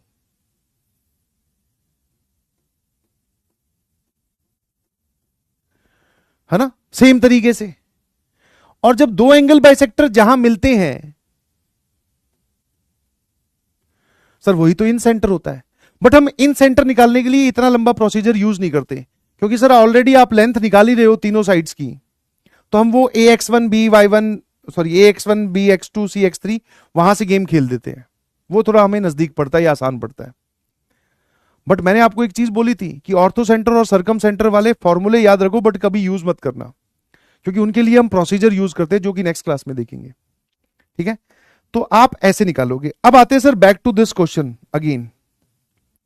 सर यहां पर तो एक काम और भी हो रहा है। पहले मैंने पूरा जनरल तरीके से बताया कि मुझे इसमें कोई ऑब्जर्वेशन नहीं दिख रही। दूसरा, मुझे तो सर बहुत बढ़िया चीज दिख रही है इसमें, और धीरे धीरे ऑब्जर्वेशन आपकी भी बढ़ जाएंगी। जरा देखना सर, इस पूरे को हटा देते हैं अब, क्योंकि मैंने कॉपी किया, ध्यान रखना। ठीक है, तो इसको इधर ले आओ, इसको हटा दो। ठीक है, ये सब भी हटा दीजिए, साइड वाइड की अब हमें जरूरत नहीं है। ये पॉइंट M की भी जरूरत नहीं है। ठीक है, हाँ सब। अब सर ये ट्रायंगल बन रहा है। मैंने इस ट्रायंगल को ध्यान से देखना, बनाया रफ है बट थोड़ा सा एग्जैक्ट भी बनाया है कि हाँ सर ये ओरिजिन है तो ये इसके लेफ्ट में बनेगा और ये थोड़ा राइट में जाकर बनेगा। मैंने कहा इस लाइन का स्लोप बता सकते हो? सर इस लाइन का जो स्लोप है ना, इसका QR का, तो सर वो y कोऑर्डिनेट का डिफरेंस -0 अपॉन x कोऑर्डिनेट का डिफरेंस। सर इसका स्लोप आ रहा है √3। अगर इसका स्लोप √3 आ रहा है तो मतलब ये positive direction of x axis के साथ 60 डिग्री का एंगल बनाती है। तो भाई साहब कोई एंगल लाइन है जो इस तरफ 60 डिग्री का एंगल बनाती है, तो इस तरफ कितना बनाएगी? सर ऑब्वियसली 120 डिग्री, और आप इसी एंगल की बाइसेक्टर ढूंढ रहे हो, तो ये एंगल कितना हो जाएगा सर? ये इतना एंगल, सर ये भी 60, 60 प्लस 60 ये कितना हो गया सर? ये पूरा एंगल, सर ये एंगल हो गया 120 डिग्री। अगर ये पूरा एंगल 120 डिग्री हो गया तो ये पॉइंट निकालने की जरूरत क्या है सर? सीधा सीधा हमें स्लोप चाहिए ना, तो स्लोप क्या हो जाएगा? Slope is tan of 120 degree, so that is -√3। तो यही तो निकाला था आपने स्लोप। तो सर ये आ गया स्लोप और ये आ गया पॉइंट, लाइन की इक्वेशन वो आ गई सर। ठीक है, है ना? आई होप दिस इज क्लियर।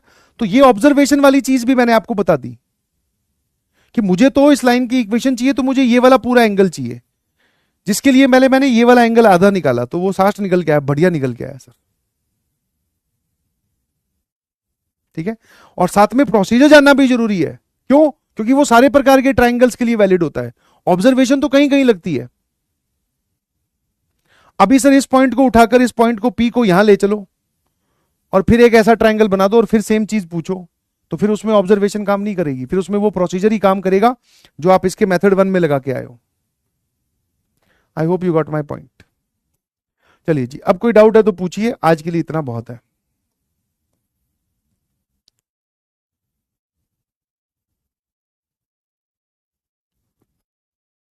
हाँ,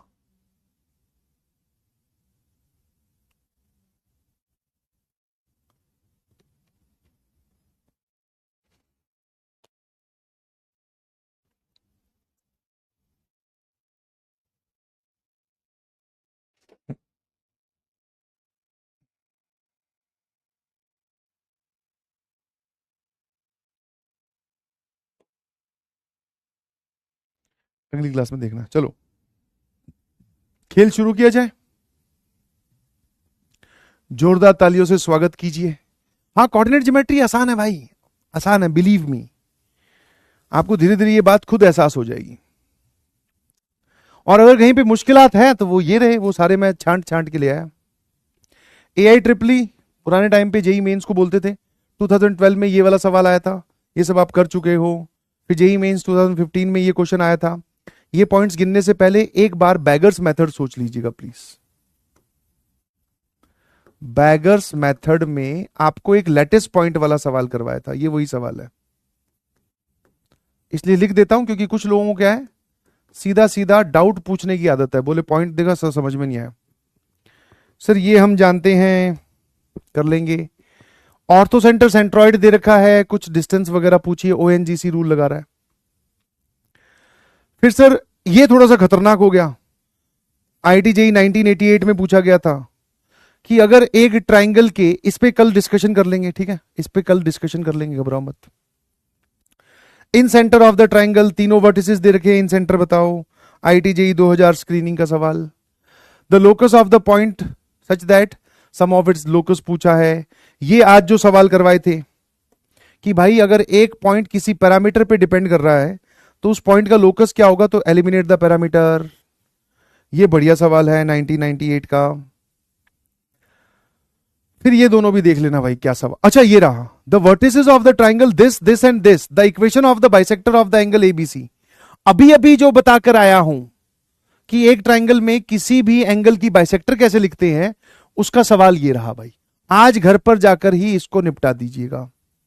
मतलब वैसे तो ये सारी डिब्बी आपकी इंपॉर्टेंट है, बट इसको एज ए कंक्लूडिंग एग्जांपल लेना। कहां तक हो गए? 11 तक होगी क्या? लियो भैया, ये कुछ असर्शन रीजन वाला सवाल है, पढ़ लीजिएगा। ये पैरेललोग्राम फिर से आ गया, पैरेललोग्राम। पैरेललोग्राम पे तो भर भर के सवाल पूछते हैं, पता नहीं क्या प्यार है। तो 13 तक पहुंच गए हैं, घबराइए मत, आगे भी पहुंचेंगे। ठीक है, ठीक है भाई। निमोमडा, okay, bye bye, thank you so much, love you all. आपकी अभी क्लास भी है 6:15 पर और मेरी भी क्लास है, तो आज के लिए इतना बहुत है। मेरे ख्याल से आप सभी को मजा आया होगा और मजे ज्यादा समझ में भी आया होगा। और जो जो प्रोसीजर आपको समझ में आता जाए तो उसकी एक छोटी पर्ची बना के साइड में लिख लीजिए अपनी भाषा में, चाहे हिंदी में लिख लो, चाहे व्हाट्सएप लैंग्वेज में लिख लो, कि एक ट्राइंगल के तीनों वर्टिसेस अगर दे रखे हों तो उसमें एंगल बाइसेक्टर कैसे लिखते हैं, एंगल बाइसेक्टर की इक्वेशन, चाहे हमें इन सेंटर निकालना हो या ना निकालना हो वो अलग कहानी है, बट एंगल बाइसेक्टर लिखते कैसे वो पता होना चाहिए। अगली क्लास में ऑल्टीट्यूड और परपेंडिकुलर बाइसेक्टर लिखना भी सीख जाओगे। ठीक है, चलिए, thank you so much, bye bye bye bye bye bye bye bye.